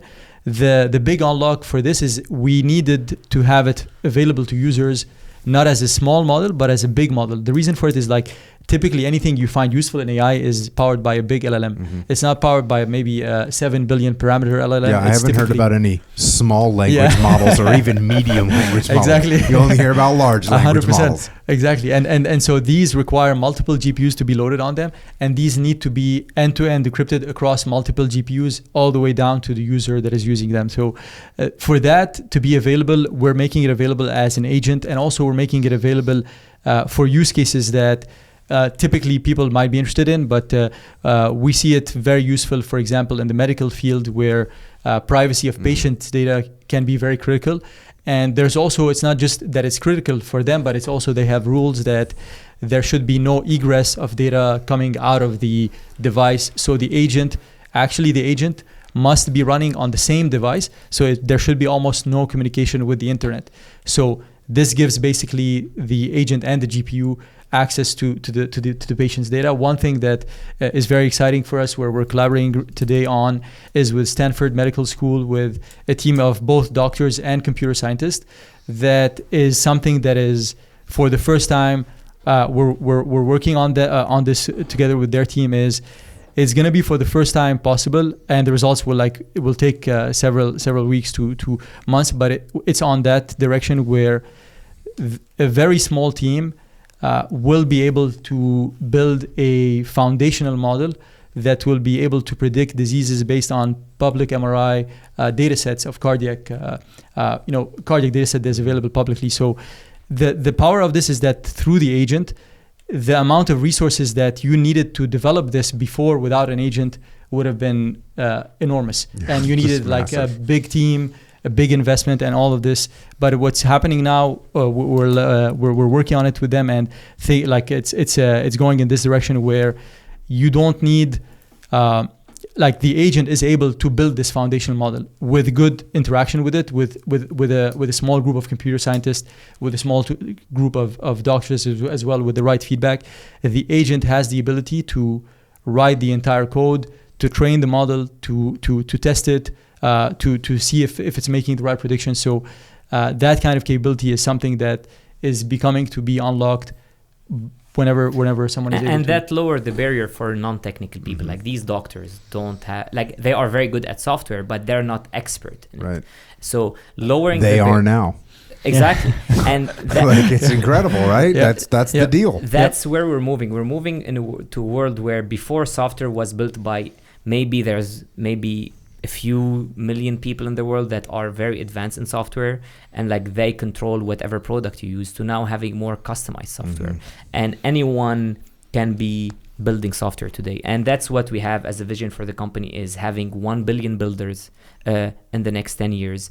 Today, that technology is available, and the barrier to entry is going to only get lower. So we're going to move from people that are extremely technical that started adopting it to maybe lesser technical, and then to anyone in the world having the ability to build software and make their companies better, make their teams better, make their countries better. Today we're seeing application of AI in war. Some reports say, hey, like whatever they're doing with AI would have required 2,000 people. They're able to do it with 20 people, right? This is where using and leverage, if the government is using AI, I don't find a reason why any company would not use it. Typically it's the opposite, right? And however, like the good thing with this administration is that we have very forward-looking people from the technology that are embedded in these administration, that are investing in these resources. And the security aspect plays a very important role today. There's everyone, just like whenever there was the rise of the internet, it opened up for like hackers and security breaches to happen. Imagine you have people that are using agents for security purposes to steal information, right? So if your company is afraid of running software to build software, you have adversaries or like people that are competing with you that are building agents to actually steal your information. Like these people can just like keep running these agents every day, and like these you have to fight fire with fire. Exactly. So that's number one. Number two is like there's a big race right now between the US and China. These are the two predominant countries that have excellent AI talent and that are both racing. Europe is not as advanced in AI as the US and China, and the US is investing heavily, but should definitely invest much more, because that's not only what we're talking right now is how can you make your companies better, etc. But these AI agents have the ability to do significant attacks on countries, to steal data, to steal tactics, to hijack systems, so that because every single technology that you use is powered, like every single equipment that uses powered by software. So what if these AI agents take hold of the software and just like shuts it down, or like change the code and like makes it not responsive, right? So you're launching a rocket and like there's something changed in the code that this causes a failure, right? So it's important for the US also to be, they are leading today the race. And however, China is very aggressive in investing in AI. The big difference between what China is doing and what the US is doing is China is investing heavily in open source models. And as we're moving to a world where these models get better, the world right now mostly is running on American models, most of the world. But the Chinese models are picking up steam very quickly because they are open source, so companies can self-host them. And the disadvantage of that is you're embedding models that are built by other countries, while the US has all the capabilities. However, all the research labs in the US are building more closed source models, so you don't have access to the model weights, whereas Chinese are building and releasing open source models. You saw that with the rise of DeepSeek last year that everyone was surprised about. But now there's at least 4 or 5 very good AI companies out of China just releasing open source models that are very good. So we got national security, we got curing diseases, we got billions of people empowered by this, and we also made AskJocko.ai. Who thought of that? Did you guys think of that, or did I think of that? Did you think of it, Richard? No, I'm very honestly, like probably definitely it's like from our conversation, like we're always trying to find ways where like basically we're like there's like multitude of ways, but definitely it came from conversations with you, and like one big need for us is that we actually like bore you a lot with a ton of questions, and having the ability to I'm off the board, dude. I'm getting replaced by myself, by Jocko AI. Yeah, no, that's one of the things that when you guys initially made it, I forget how I initially saw it, but what I was like, oh, that's cool. And you guys were like, we're using it all the time for leadership questions. And I was like, 100%. Oh, okay. Yeah. So then like, okay, let's, that's one of the biggest things for me is people want to ask questions about what's going on, with their leadership in their world. Generally speaking, it's leadership. Some, it's other things as well. But I don't have a chance to reply to everybody. And especially, everyone's got their little nuanced case. And so as I was like, oh, well, let's see what it can do. And, so we brought it into Echelon Front. We started, we sicked the Echelon Front team on it. And, the Echelon Front team, we hear questions all day long. And to hear it, we tried to stump it and give it questions that would, inappropriate questions outside the box, illegal, immoral, unethical, like all those things to see how it would respond. And really it's, honestly, again, it's like incredible. It's incredible what it does. And it's funny. I'm just thinking about some of the iterative steps. Like the first version that you guys sent me, the way I sounded like straight up just drill instructor. It was like, let me tell you what. Hey, this is Jocko here. And if you got an issue with leadership, I'm going to get it solved for you. And I was like, hey guys, I know that's like the caricature of what I sound like, but I don't want to actually talk like that. You guys are like, cool. But that's the amazing thing is 15 minutes later, you sent another text. It was like, try it now. And it's like, hey, this is Jocko. Got some questions about leadership? Yeah. What are they? And I was like, that's amazing. So the iterative steps and putting it together. And again, I think this is going to be a good step. As I talked about it with the rest of the Echelon Front team, it's like, well, we have to, this is a game that we have to play. This is a line of operation that the world is going to do. There's no doubt.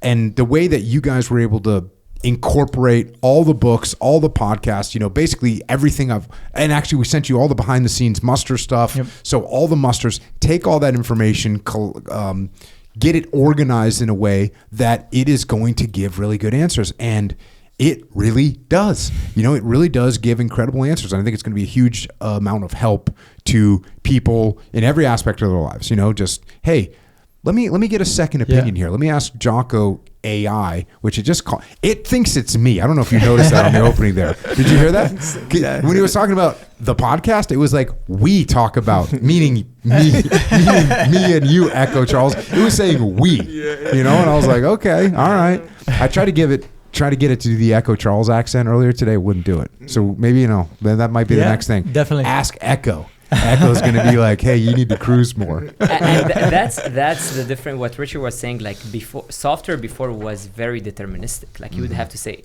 if then, right? Yep. Here, we didn't tell it anything. And then you give it guidance and you give it the content, you give it the guardrails, and it's going to operate within these guardrails, right? And that's like Richard can comment more on like the technology behind it, but the premise of it is AI basically operates like a human brain. Like now you ask me a question, I am not programmed if Jocko asks you this, then. And that's the difference. Before, everything was like a retrieval based system, which means you have to create the content, then you search for something, you're retrieving the information. Right now, it's a generative compute mode, which makes it like, okay, great, that's a new question, then I'm going to generate the answer. I'm using whatever background I have, but I'm not retrieving information. Yep. No, if you ask it the same question, it'll give you slightly different answers, that are nuanced in a different way. It's incredible. And again, I know it's not perfect right now. We'll improve upon it. We'll iterate on it. It's going to get better. I think the Android version is out right now. Yep. The Apple app version is coming, and if you just on your laptop 100%. Or whatever, you can just go to AskJocko.ai and start asking some questions, start getting some leadership guidance. That's what we're doing. Awesome. Does that get us up to speed? I mean, we could talk all day, but is this the primary things that we wanted to cover today? Yeah, I think anything.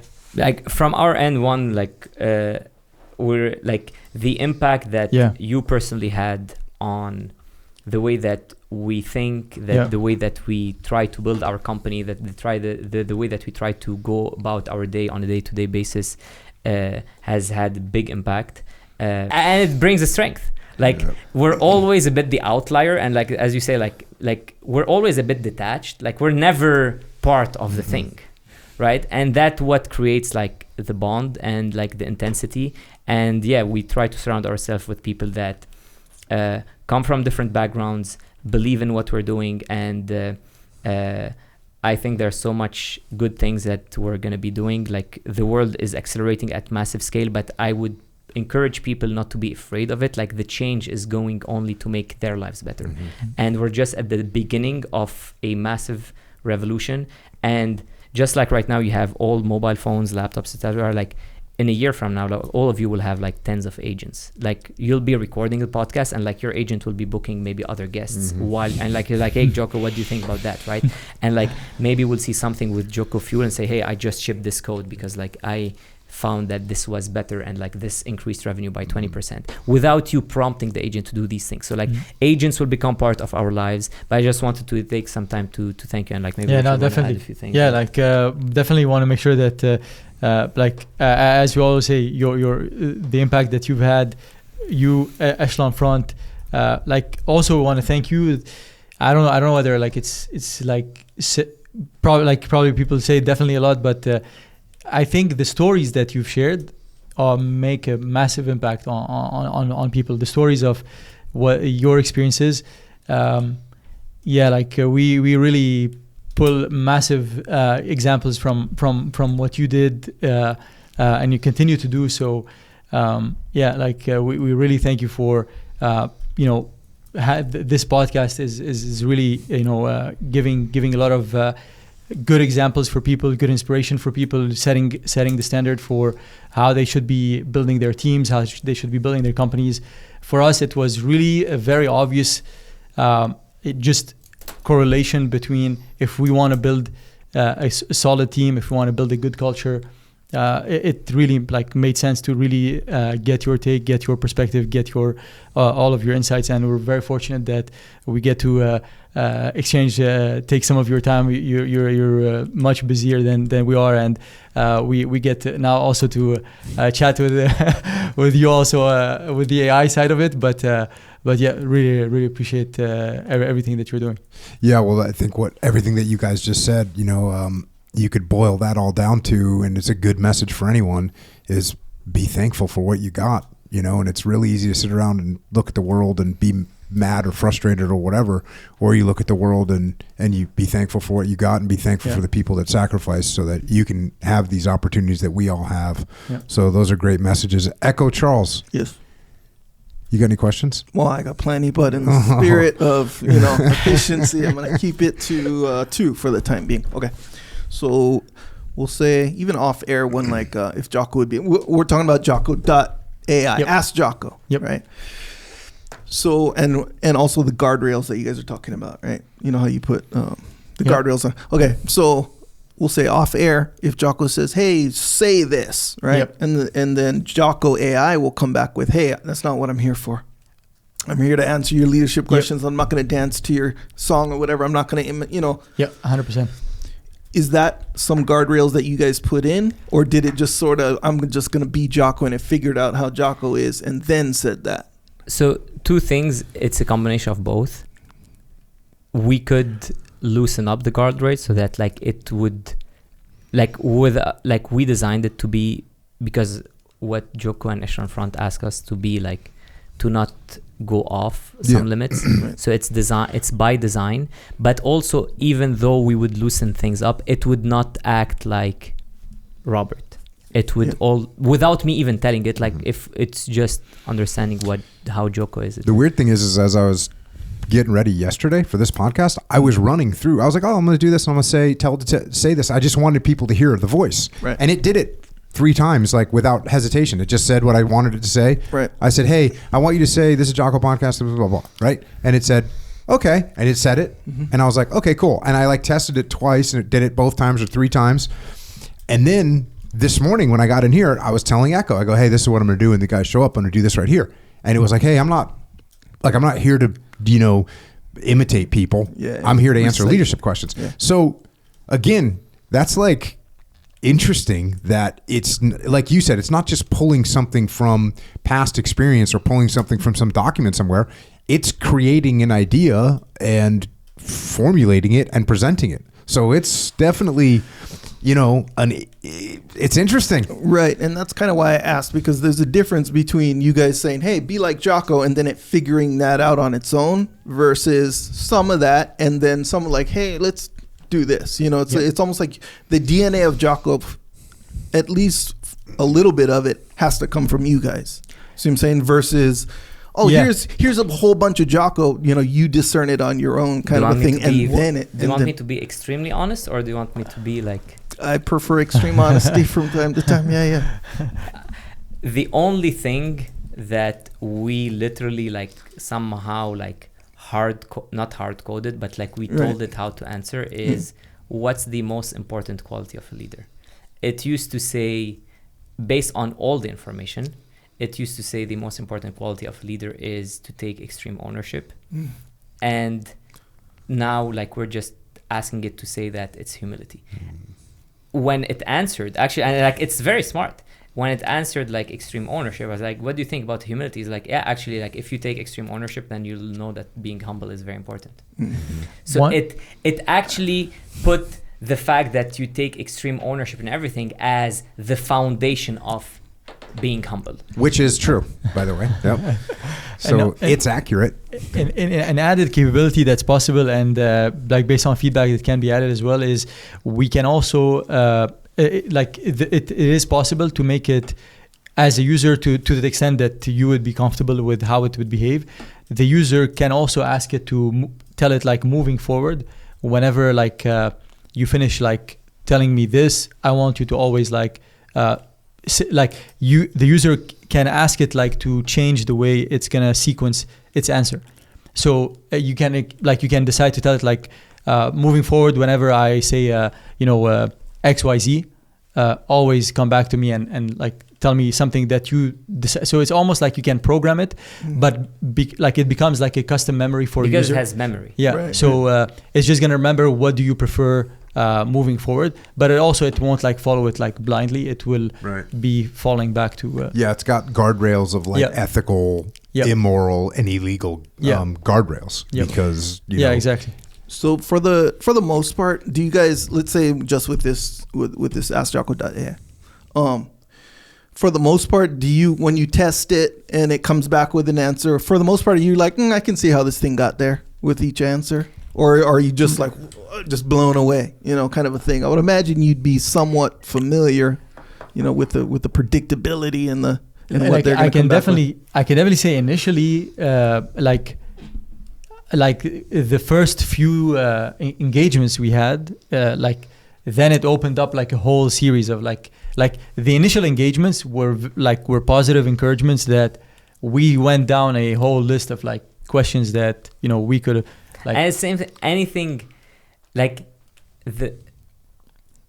you may expect what will happen, but until you really test it you can't be sure. It's different from building an app that has it's like a continuous test each. So it's more something that you aim to do, that you're building and you're making all the effort and the investment for it, but it's not deterministic as an output. Yeah. So, but what I'm asking is let's say even an answer that comes back is kind of surprising. We didn't really expect that. But when you look at the answer, you're kind of I can see how he got there. I just wasn't thinking of that before. You see what I'm saying? Yep. So I'll use these image generators or video, whatever. And I'll say, hey, I want this. Here's some reference images and, come up with some stuff or whatever. And it'll be way off. Yeah. And then I look at my prompt. And then I look at the image. I'm I see what he thought or it thought that I was trying to do. See what I'm saying? Yep. Is it pretty much like that, or is it or does it give you the impression that wait, there's something else going on, some magic, for lack of a better term? We get this positive shock or positive surprise more on the software side. So when we're using Blackbox to write software, and like it makes decisions and like say, hey, like it's extremely shocking because it's taking actions. Yeah, the range of impact is like taking steps ahead of you, and like it's. However, on the answer side, it's definitely surprising, but I still feel that I need to make the decision. So we're for us. It's like just like what Jocko said has the saying, like everything in the SEAL teams is exciting for the first 20 minutes. And then like that's actually Leif Babin's quote. That's a Leif Babin quote. And it's accurate. For us, it's the same thing in the AI space where like the first few interactions, like is shock, and then you start looking just at the negatives, and you're like, hey, like how can we improve that, right? And that's more. So I can see why it may answer this in certain ways, but I'm less shocked or like surprised. Right. That's. I'll tell you. So there's like the caricature of Jocko, right? Like because I look like a freaking knucklehead, and I was in the military, and so there's the caricature of like, hey, you need to suck it up. Like, my employee, showed up late 3 times for work. What should I do? Well, you need to get in their face and tell them what's what, right? That's kind of like what an answer that you would kind of expect. And so when I that was one of my worries, like, okay, is this just going to be kind of is it going to be the caricature of Jocko? Because there are factually like things that you can pull from all my content that would be the answer. It would be some weird, conversation that I had with someone. Like there's a cut up of me talking about like punishing my daughter and saying, if I'm going to shave your head. Now the context about that, it was like, me and my daughter are joking, and like we're laughing, like, oh, I could still shave your head. Like it was a joke, but it got put into a clip or whatever, where it was like, hey, if you step out of line again, I'm going to shave your head, to a whatever 14-year-old girl. Right. And they're like, the comments on it were like, dude, this guy's a psycho. But it's something that I actually said, taken out of context and put into a clip, and it's obviously stupid, obviously a bad parenting, right? But so you could see, to your point, Echo, like, oh, could you see how you get there? Yeah. But what I've found is, this is one of the reasons why I was like, yeah, let's go ahead and get this out into the wild, because it doesn't do that. It actually gives nuanced answers that make sense, that you're like, oh yeah. In fact, my surprise usually like, oh, that's an angle. That's like even a better angle than I initially thought of, which is impressive. I'm doing a better job thinking than me. Like it's doing a better job thinking than me. Now, have I seen somewhere I'm like, you know what? A little too, what I might see is like maybe just a little bit too much weight on one part, that I would probably weight another part. That's probably the biggest variation. Like, they weighted really hard about, hey, you need to listen to people. Or I might say, hey, they weighted really hard. Like, hey, you need to really make sure you give clear guidance, where I would maybe, listen to what they have to say, but you need to give them clear guidance. Where I would probably say like, hey, you need to give them clear guidance, but you really need to listen to what they have to say. So I've seen a little bit of variance in weight of what I might answer. But I'll tell you what, man, it is very, very impressive. Kind of shockingly impressive. Yeah, fully. And that was part of the reason why I asked that question, because sometimes you're like, that's not right, but I see how you got there as far as and sometimes it's like, I see how you got there, but bro, I wasn't even thinking of all that, because it was better than you expected. You see what I'm saying? So I can go both ways. 100%. This might be a thing that we program into this, is it would be good to, because one thing that happens when you talk to people is, Echo comes to me and says, hey, I got a person that's been late 3 times. And I go, hey man, like find out what's going on with them. And he goes, okay, cool. Now he goes back and says, hey, hey, Robert, you're late. Why are you late? And he's aggressive about it. So it's almost like maybe you need to, with every answer, give kind of like the counterpoint. So if I say, oh, Echo, you need to go find out what's going on with them. And that means you need to make sure that you're asking like in an earnest way, hey, is everything okay? Because that is something that can throw people off. You probably heard me say on the podcast, sometimes I'm like, listen, I don't want to say this. But sometimes, you've got this person and their ego is big, and you really do need to figure out a way. Because, the 99% of the answer is, I got a problem. I got a problem with Robert, and it seems like he's got a big ego. 99% of the time, the answer is like, okay, that means I need to subordinate my ego. That means my ego's acting up. So how do I do that? And 1% of the time, it's like, yeah, you know what? I got a guy on my team that has a massive ego, doesn't listen to anybody else. Now, how do I address that? And you hear me say that sometimes, because I always say, listen, I don't want to tell you this, because 99% of the time, it's going to be your ego. That 1% of the time, it could be this other person's ego. Here's how you contend with that. So making sure that you cover everything that you say, every guidance that you get, it's almost like a follow-up question of or a follow-up answer, just to make sure that the counterpoint is seen as well. Right. Because that is what leadership is. It's a dichotomy of leadership. And if someone says, hey, should I work out every single day? Ask Jocko.ai. We're like, absolutely you should.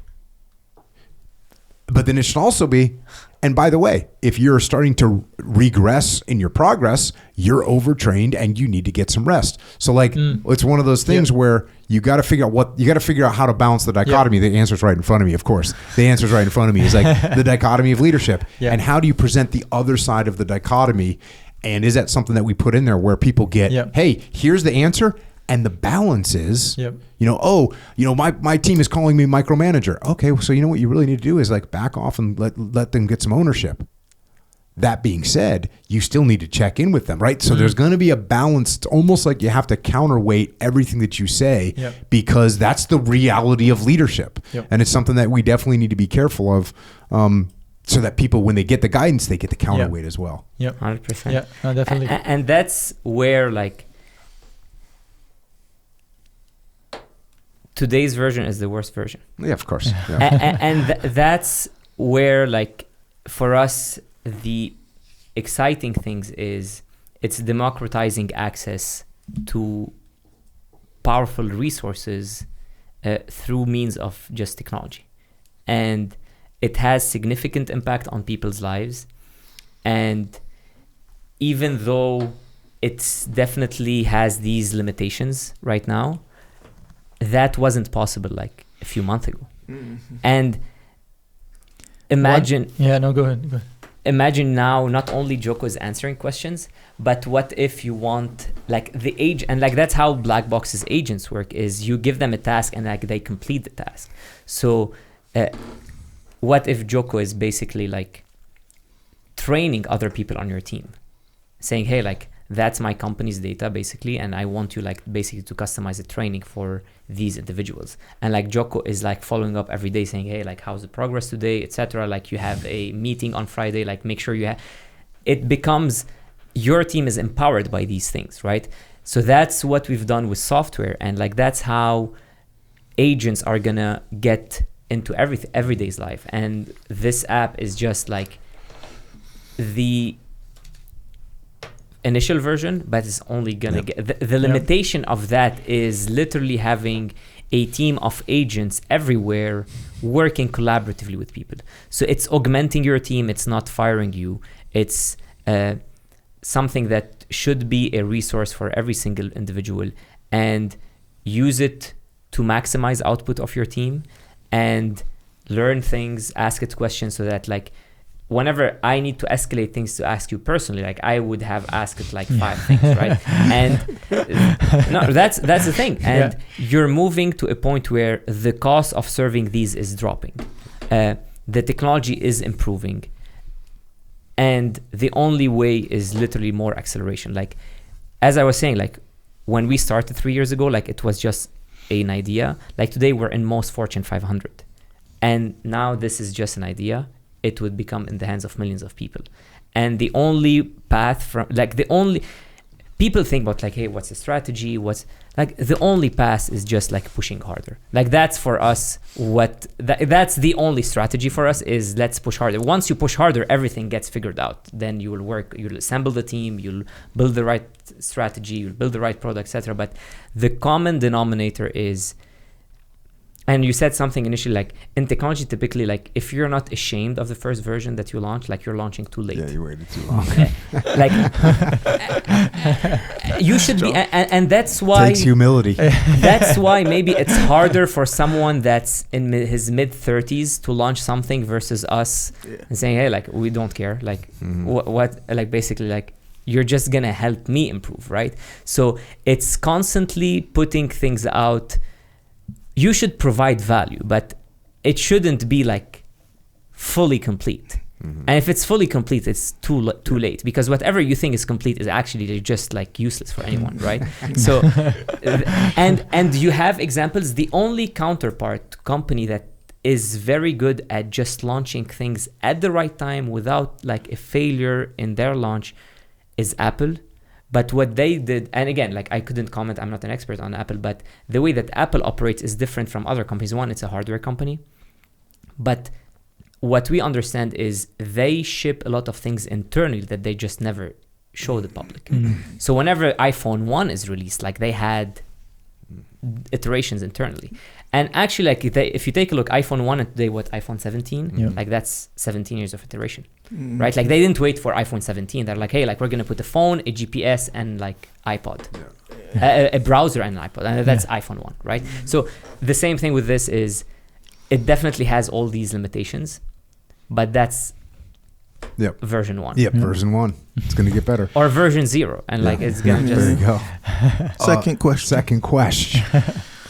So in as far as AI in general, is there anything, okay, so you know, a lot of people, if they don't really understand it yet, which is most people, I think, if they don't understand how it works, like how things are developed, they look at it as just one big magic thing, right? That's why they say the robots are going to kill us, because they've seen Terminator or something like this, right? So they think, oh yeah, 1-to-1, that's what's going to happen because that's how it looks, right? And for the most part, in your guys' minds, or in the minds of people that know how it works, they're going to be like, well, that's not really how it works. You know, like if you know, the end of days, like you could maybe imagine how it could happen, right? And then you kind of have an idea of the likelihood of if that's going to happen or not. Then you have some questions or whatever, right? Is there anything off the top of your head that people say all the time and you just want to like yell, hey, that's not how it works? You see what I'm saying? Is there anything that you guys can think of? Really, like in terms of how AI actually... Yeah, like, so you guys know how it works, right? How it's developed, but then you know that most people don't. So whether you see on the news or like in conversation or whatever, and people are like, oh, well, AI, and then they say this opinion, but since they don't know how it works, it's kind of an ignorant opinion. Like you want to say, hey, just so you guys know, that's not how it works. You see what I'm saying? Is there anything that you hear all the time off the top of your head? Like the biggest one is maybe definitely the word AI encapsulates so many things that like for like different people AI can mean different things. Mainly it's based on your profession. So like for the group of people that only use ChatGPT, which is like the billion people use ChatGPT, for them still today, like the penetration of AI is mostly defined by recipe, music, like chatting, poetry, all shallow. Yeah, exactly. So the main thing is that what we define, like what like the full potential of AI is barely still like at a 1% implementation in people's lives yet.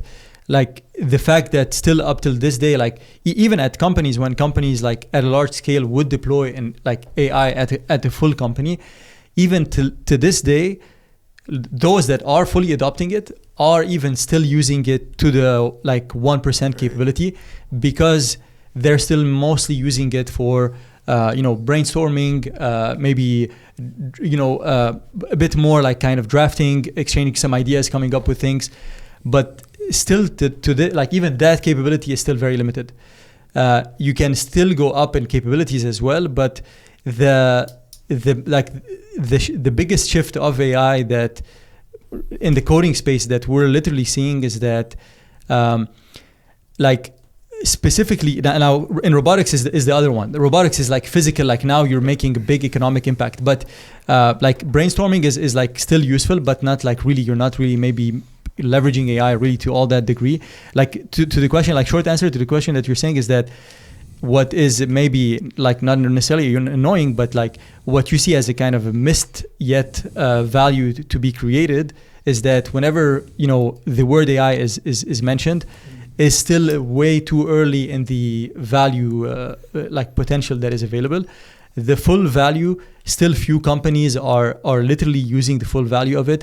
I would honestly even say that we still, like the people that are building it, still did not yet fully extract the entire value of the agents that can do. So agents is just basically giving to the AI tools. So the AI is just going to keep answering text until you tell it, like, once you get to that text part, actually open a browser.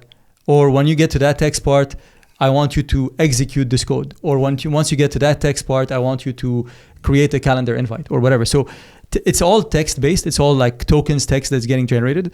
But it's until the text becomes an action, then it becomes an agent. So the more you give the agent tools, the more powerful it becomes. And like we would even like push it all the way to believe that with Waymo, like with cars that are self-driving, today even our coding agent, we didn't yet put it to this test, but we believe that it wouldn't be that big of an effort to put our coding agent to build a full self-driving software that would be able to steer the wheel, push the brakes, push the gas, and all those things. So what took enormous efforts for like labs to build self-driving cars is now becoming possible because we have these big LLMs that are powered by giving them the tools to take these actions, to get the feedback. It's getting its own feedback there. So robotics is like it's really a place where like AI is really becoming, powerful and is being adopted. Software is like almost, I would stretch to say like engineers today that are really using it, software engineers, there's maybe two categories. You can either be a software engineer that you're at the top 1% and you're able to extract enormous value from it. Like you're just becoming, 10 times more powerful than you currently are. Or you're the other side of the engineers that are still useful engineers, but they're more, very honestly, they're just, now it still has a lot, like just as I said, like if you deploy it in places where it fails, it's going to fail. But in the places where it's covering a big economic value, engineers are really honestly, it's way ahead of their performance. So it's writing better code than them. It's able to be more professional in terms of the code, do it more production grade, be more secure, and all these things. Maybe it's a long... and my other point is people are like, where I think people get wrong is like things are not moving as fast as it is. Like the problem is it's just moving so much faster. Oh, it's moving faster than people think. 100%. Okay. 100%. And you're saying in a nutshell, people don't realize the power of what they're even talking about. Yeah. So almost like the 10% of the human brain thing. You ever heard that? Yeah. Like people only use 10% of their brain. Right. This sounds like we're only using 1% of AI capability. Right. Like so almost like they're maybe mentally assigning AI to tasks that AI is overqualified for. Yeah. Essentially. Way overqualified. Yeah. And the other part, AI can do so much for them. They just don't know it yet. Right. And they don't even realize it. They don't realize it. And that's part of like our focus initially was just like we've been building agents for 3 years. And every release was just making the agents better. However, we're at this inflection point right now where these agents are becoming better than us. Like, it's not even a joke. Like, it would be a waste of time if we would code without AI. Like, it's that basic. So the point is, however, the rest of the world don't see it yet like that. And I'm more talking for people that, like the most advanced companies that are seeing the future, they invest heavily in it. And like, however, they still have, because they have fears from security, privacy, etc., but they're adopting it. The concern is the small and medium companies that are today at this inflection point where if they don't invest aggressively right now, Like, and I'm not talking about like just moms and pop shops. Like these can be like massive businesses, but that just technology did not penetrate as much. And there is so much value to unlock. And people think that, oh, great, no problem. That's another next week thing. Next week, it's going to be much more powerful. And the week after, and the week after. And if your competitors are just getting 1 week heads up, 2 weeks heads up, and they're recruiting more people to do it. Like, we're recruiting all the time, but we're recruiting people to manage agents and say, hey, like, that's great, do it like that. We have hundreds of agents that are running tasks right now. We're not even monitoring them. So think about it more as people want assigned tasks that are basically very easy. And because like everyone is used with ChatGPT and like they're asking questions, which is great. But people are still not using agents as is. And these agents are moving at a very fast pace. And they're going to wake up one day and like it's never too late. Like I don't buy the thing. Like people can make it's going to be harder to adjust, yes. But like there's nothing in life that's, hey, too late, right? Like that's my mindset. Like people say, hey, like we missed this opportunity. Great. There's 100 other opportunities. No problem. So, but the point is, if you don't invest now, things will take you more time. And this technology is only accelerating. And I would put a bit also more fear on the, hey, like, are these controlling our lives? Are they going to become more powerful? I don't buy the fear that is going. Definitely is very powerful, but I believe that there's good, like the people who are running these things are good people. Right on. Awesome. You good, Echo Charles? So for now, yeah. Yeah, for now. Good to go. Okay, for now. Thank you.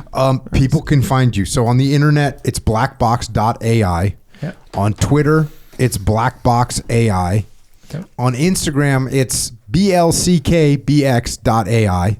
So it's like a black box with no vowels, except for the AI. And then on YouTube, you are at Blackbox Bruiser. And one of your videos, building a Spotify clone, 16 million views. How old is that video? Not sure. Maybe a few months. I'd say like I don't know whether maybe 4 or something like that. Yeah, it's something like that. But if you want to, this is kind of what we're talking about here. Is you can just watch this thing. You tell it what to do. Hey, build a Spotify clone, and it starts programming, and there it is. So very cool stuff. This is a new world, right? We're getting there. Small step for man, giant step for mankind. Thank you guys so much for coming out. Thanks so much, sir. Really Thank you so appreciate much. it. Thanks for the lessons learned, and thanks for what you're doing to create a product that is gonna help so many people. They're gonna become more efficient. They're gonna become more effective. They're gonna become more productive, and ultimately, they're gonna have more freedom in their lives. So. Awesome. Much appreciated. Thanks Much for bringing me along for the ride. No, No, still it's have an a honor lot for of us. work to do, and there's a lot of exciting things, and really appreciate this opportunity. Definitely appreciate it. Thanks, It's an honor guys. for us. Thank you. Thank you. And with that, Robert and Richard Rizk have left the building. Definitely educational. We just talked to him for another chunk of time, trying to navigate this world, this AI world. It sounded to me a little bit that you knew a little something because you were like about LLM, large language models, Yeah. and you said something like, "Oh, no one's ever heard of," when you said that. Yeah. Oh, I sounded impressive. You sounded like you knew some stuff. So my question is, do you know some stuff? No, I don't. Because very little, I should say. Yeah. Very little. Part of I've the been reason kind I of asked- tracking it, and these guys got me into it. Yeah. That was 2022. AI wasn't. People weren't. ChatGPT wasn't out. Yeah. So when I first met them, they were like explaining it to me. I wish I would have recorded those conversations. Yeah. Just to get the insight. Yeah. But what they did was they pulled out the computer and they're like showing it to me, right. and I'm going, oh, and it would be like. Let's say you were a jiu-jitsu guy and you had never seen, like you were a jiu-jitsu guy in 1992 and you'd never seen a leg lock or a heel hook before. Right. And Dean Lister came along and was like, listen, watch what I can do. I can get the foot here. I can get isolated and then I can torque it and make you tap. Some people would be like, oh, that's like, that wouldn't work or whatever. Some people, John Donaher, goes, oh, wait a second. Oh, And that was kind of I was watching them. I didn't really fully comprehend what was what, but I said, oh, like I can, this could be, and part of it was also the guys were totally in the game. Like they were very passionate about it. They were on board with kind of echelon front and extreme ownership, and they had got down here, stalked me apparently, knew we're looking for my pattern of life. Thanks guys. But I was like, oh, okay. Because obviously, I get a lot of pitches. I get hear a lot of people come to me with their ideas and stuff like that, and all good. I appreciate it, but a lot of them, it's just I don't have the capacity or the time to engage in too many things outside of what I already do. Yeah. Totally. So, but those guys, I could see that. Oh, this is important. Yeah. And so again, going from they launched a couple weeks later. 10,000 users really quickly, 1 million users in a couple months. I kind of had a good feeling about that. But then again, it's always, when you're in a startup, I hate to say that, but when you're in a startup, when you get in a airplane and you're taking off, and when you're taking off, it's like shaking and it makes noise and all that stuff. But then you get up to cruising altitude and you're like, oh, cool, I'm going to, read my book or whatever. Yeah. When you're in a startup situation, it doesn't level out. It does not like, oh, we're at cruising altitude. No, it's like the whole time is you don't know if something's gonna, it's shaking. That's the way it is. Yeah. And so it's been like that with those guys. Luckily, they have run it very scrappy, and the overhead has been kept under control, and so they're just doing a great job. Doing a great job. Humility is very important, and you can see that they don't overestimate where they're at. They're very realistic, but they're also confident. So it's great. I'm happy to be working with them. It's been a cool run, and I'm sure it's going to continue to be a very cool run. So we'll keep getting after it. And, listen, while you're using these agents to help augment your brain, listen, you know what's not going to happen? There's no agent that's going to come and do deadlifts for you. Nope. There's no agent that's going to come and do jiu-jitsu for you, and there's no agent that's going to go on a run for you. You have to train your body yourself. So that means you need to get after it. And when you get after it, you're going to need fuel. I recommend Jocko Fuel. And let me tell you something. I have a new... both my daughter and my wife, Rana and my wife, Big H, they've been talking to me about this for months. And I just haven't been... I've been overlooking this situation. Greek yogurt. Greek yogurt. You know anything about Greek yogurt? I know a little some, yeah. Okay. Sure. So I don't like for my whole life, Greek yogurt, like it's plain yogurt, doesn't taste good to me, right? I understand. My whole life. Never liked it. So both Rana and Big H have been for months mixing milk protein powder with Greek yogurt. And I've even had a couple bites, I've even had like, oh yeah, it tastes good. But recently, my wife made one, and I was like, good Lord. Well, it's good. It's so good. And the thing is, it's crazy. The macros are crazy. Macros are good. Yep. So you have it's not a huge amount of Greek yogurt, but that has 20 something grams of protein in it. No carbs, some fats. And then you throw in another 25 grams or 22 grams, depending on which milk protein you're using. If you're using the Pro Series, which I am right now, that's 25. The other one's 22. So, but you're in there. So you have 40, almost 50 grams of protein, and it's delicious. And here's the other little interesting thing. In the morning, you mix it like with the vanilla. You put some or strawberry milk. You mix it with that stuff. You have like a little breakfast treat. Yeah. And then in the evening, break out the chocolate, break out the salted caramel, break out the mint. And I'll tell you what, be honest with you, you grab some of them sugar-free chocolate chips, toss a couple of those in there, you're having dessert, dude. And it's freaking 40 or 50 grams of protein. So right there, breakfast and lunch, 100 grams of protein. Easy money. That's like all those macro problems that we all have chasing those numbers, trying to get that protein in the system. Yeah. Right there, breakfast, 10 o'clock, mix up one of those fruity yogurt milk bowls. Yep. And then after dinner, have a delicious dessert. 100 grams of protein right there. And in the day you'll have maybe one. You'll have a milk during the day, whatever. That's 130, and you had a steak or a chicken. You're good. You're in the zone. So this is kind of. Have you tried this yet, bruh? I've been on that chase ever since the video that you guys came out with. No kidding. Long time ago. Yes. So, gosh. And it's funny because I saw the video and I was like, yeah, that's cute. Jocko's making jokes and even when I ate it, bro. Yeah. I was kind of like, oh, that's good. But my daughter really likes Rana, and so she saw the video on her own, by the way, and she was like, she started making it just on her own, and I was like I didn't, she's like, yeah, Rana was making this, so I'm gonna start doing this or whatever. And from then, pretty like almost every day. Yeah, it's ridiculous. So now Big H is mad because she's running low on that yogurt a little quicker. We're running through that Greek yogurt, boy. But JockoFuel.com, go check it out. You can get some energy drinks. I'm about to have an energy drink right now because we're getting ready to go train some of that jiu-jitsu. And it's always good to just get a little bit of, you know what I mean? Yeah. So get some of that. You can get all the other supplementation that you might need, joint warfare, just the stuff that you need to get by. Greens. And you know what? Creatine. I don't know if you're on 20 grams of creatine a day, but I am.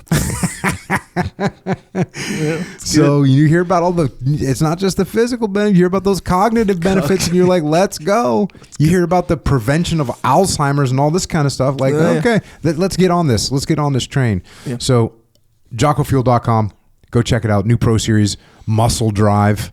That's another thing. The weird thing about Muscle Drive is if you have Muscle Drive, you know what I haven't tried yet? I haven't tried Milk, Muscle Drive, and Greek yogurt. I might try that. Okay. I might try that. I might see what's up with that. Because the Muscle Drive, it's satiating. Yeah. Got all those amino acids in it. It's like GTG, bro. Yeah. So that's what we're doing. JockoFuel.com. Check it out. Also, speaking of jiu-jitsu, which we're getting ready to go train, you need a rash guard. You need a pair of training shorts. You need a gi. We got you covered. And you can get stuff that's 100% made in America. Made by freedom, not by communism, not by slavery.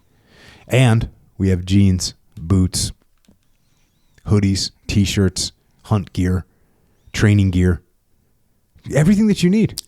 Yeah. Sneakers coming. You seen those yet? Yeah. We got some sneakers coming. Yeah. What do you call them? Sneakers? I don't know. Shoes, whatever. Sneakers. Yeah, I call them some sneakers for sure. Some people call them tennis shoes. You ever heard that? Shoes? Yeah, tennis shoes, even though they're not even made for tennis. Like some people call a pair of Air Jordans tennis shoes. Right. Yeah, that's the thing. Yeah. That's part of the regional language of America. Different regions call different things. Wait, you can look at a map and there'll be like circle areas. This will be tennis shoes. Yeah. This will be sneakers. I heard tennis shoes before. There's one more too. Trainers. Oh yeah, trainers. That's trainers. Australia right there. Yeah, I think my wife used to call them trainers. She's from England. Okay. Yeah, same thing. You just like, and I think this was your neck of the woods, where you call. I might be wrong, but they call soda pop. Right? Oh no, it's not mine. We call it soda, but out in the Midwest, they call it pop. Well, I'll go one further. They call them Cokes. Yeah, Cokes is a different region. Where is that? I want to say down south. I thought that was your spot. Cokes. No. Even if it's not Coke. Even if it's a 7-Up. If it's a Pepsi. Or a straight up Pepsi. Pepsi is Coke. Yeah. So, okay. So same vibe. Essentially. Same vibe. Yeah. Same sneakers, vibe. Exactly. Tennis shoes. Okay. So we've got those things working. Yeah, that's good. OriginUSA.com. That's where we're making 100% stuff 100% made in America. Moab pants. Yeah. So you need a pair of pants that you can wear to work. You work out in the yard or work in the office or wear out to dinner. You're good. Yeah. Not to mention jeans, American made. Yep. Delta 68. Best jeans. Let's go. OriginUSA.com. Check it out. It's true. Also, JockoStore.com is where you can represent on the path. So that's one thing that AI can't do is represent on the path. Jack. See what I'm saying? So it's a very important element of this whole outfit. So yes, get after it. Discipline equals freedom, which is kind of the main one. Good. Stand by to get some, you want to represent while we're on this path. Very hard to fall off the path for any extended period of time when you're representing. Mm-hmm. It is one of those things. So yes, all kinds of merch on there. Shirt Locker is a subscription scenario. So you want a new design every month, all based on these principles, discipline equals freedom, but it's a new design every month though. It's a little bit outside the box. Sign up for that if you're interested. It's pretty cool. People seem to like it. It's all of it is on JockoStore.com. Let's go. Check out Blackbox.ai, by the way. And also you can check out AskJocko.ai. Yeah.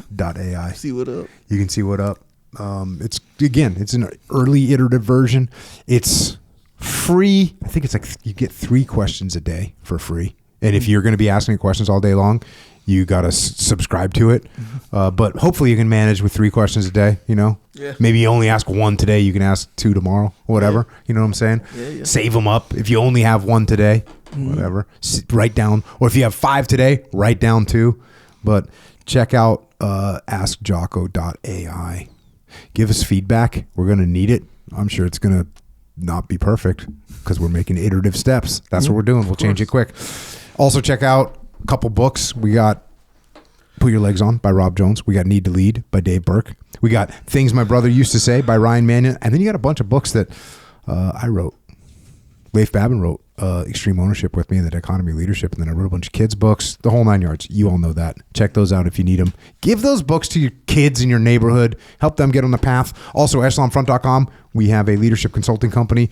We help leaders and organizations improve everything in their world by teaching the skills of leadership.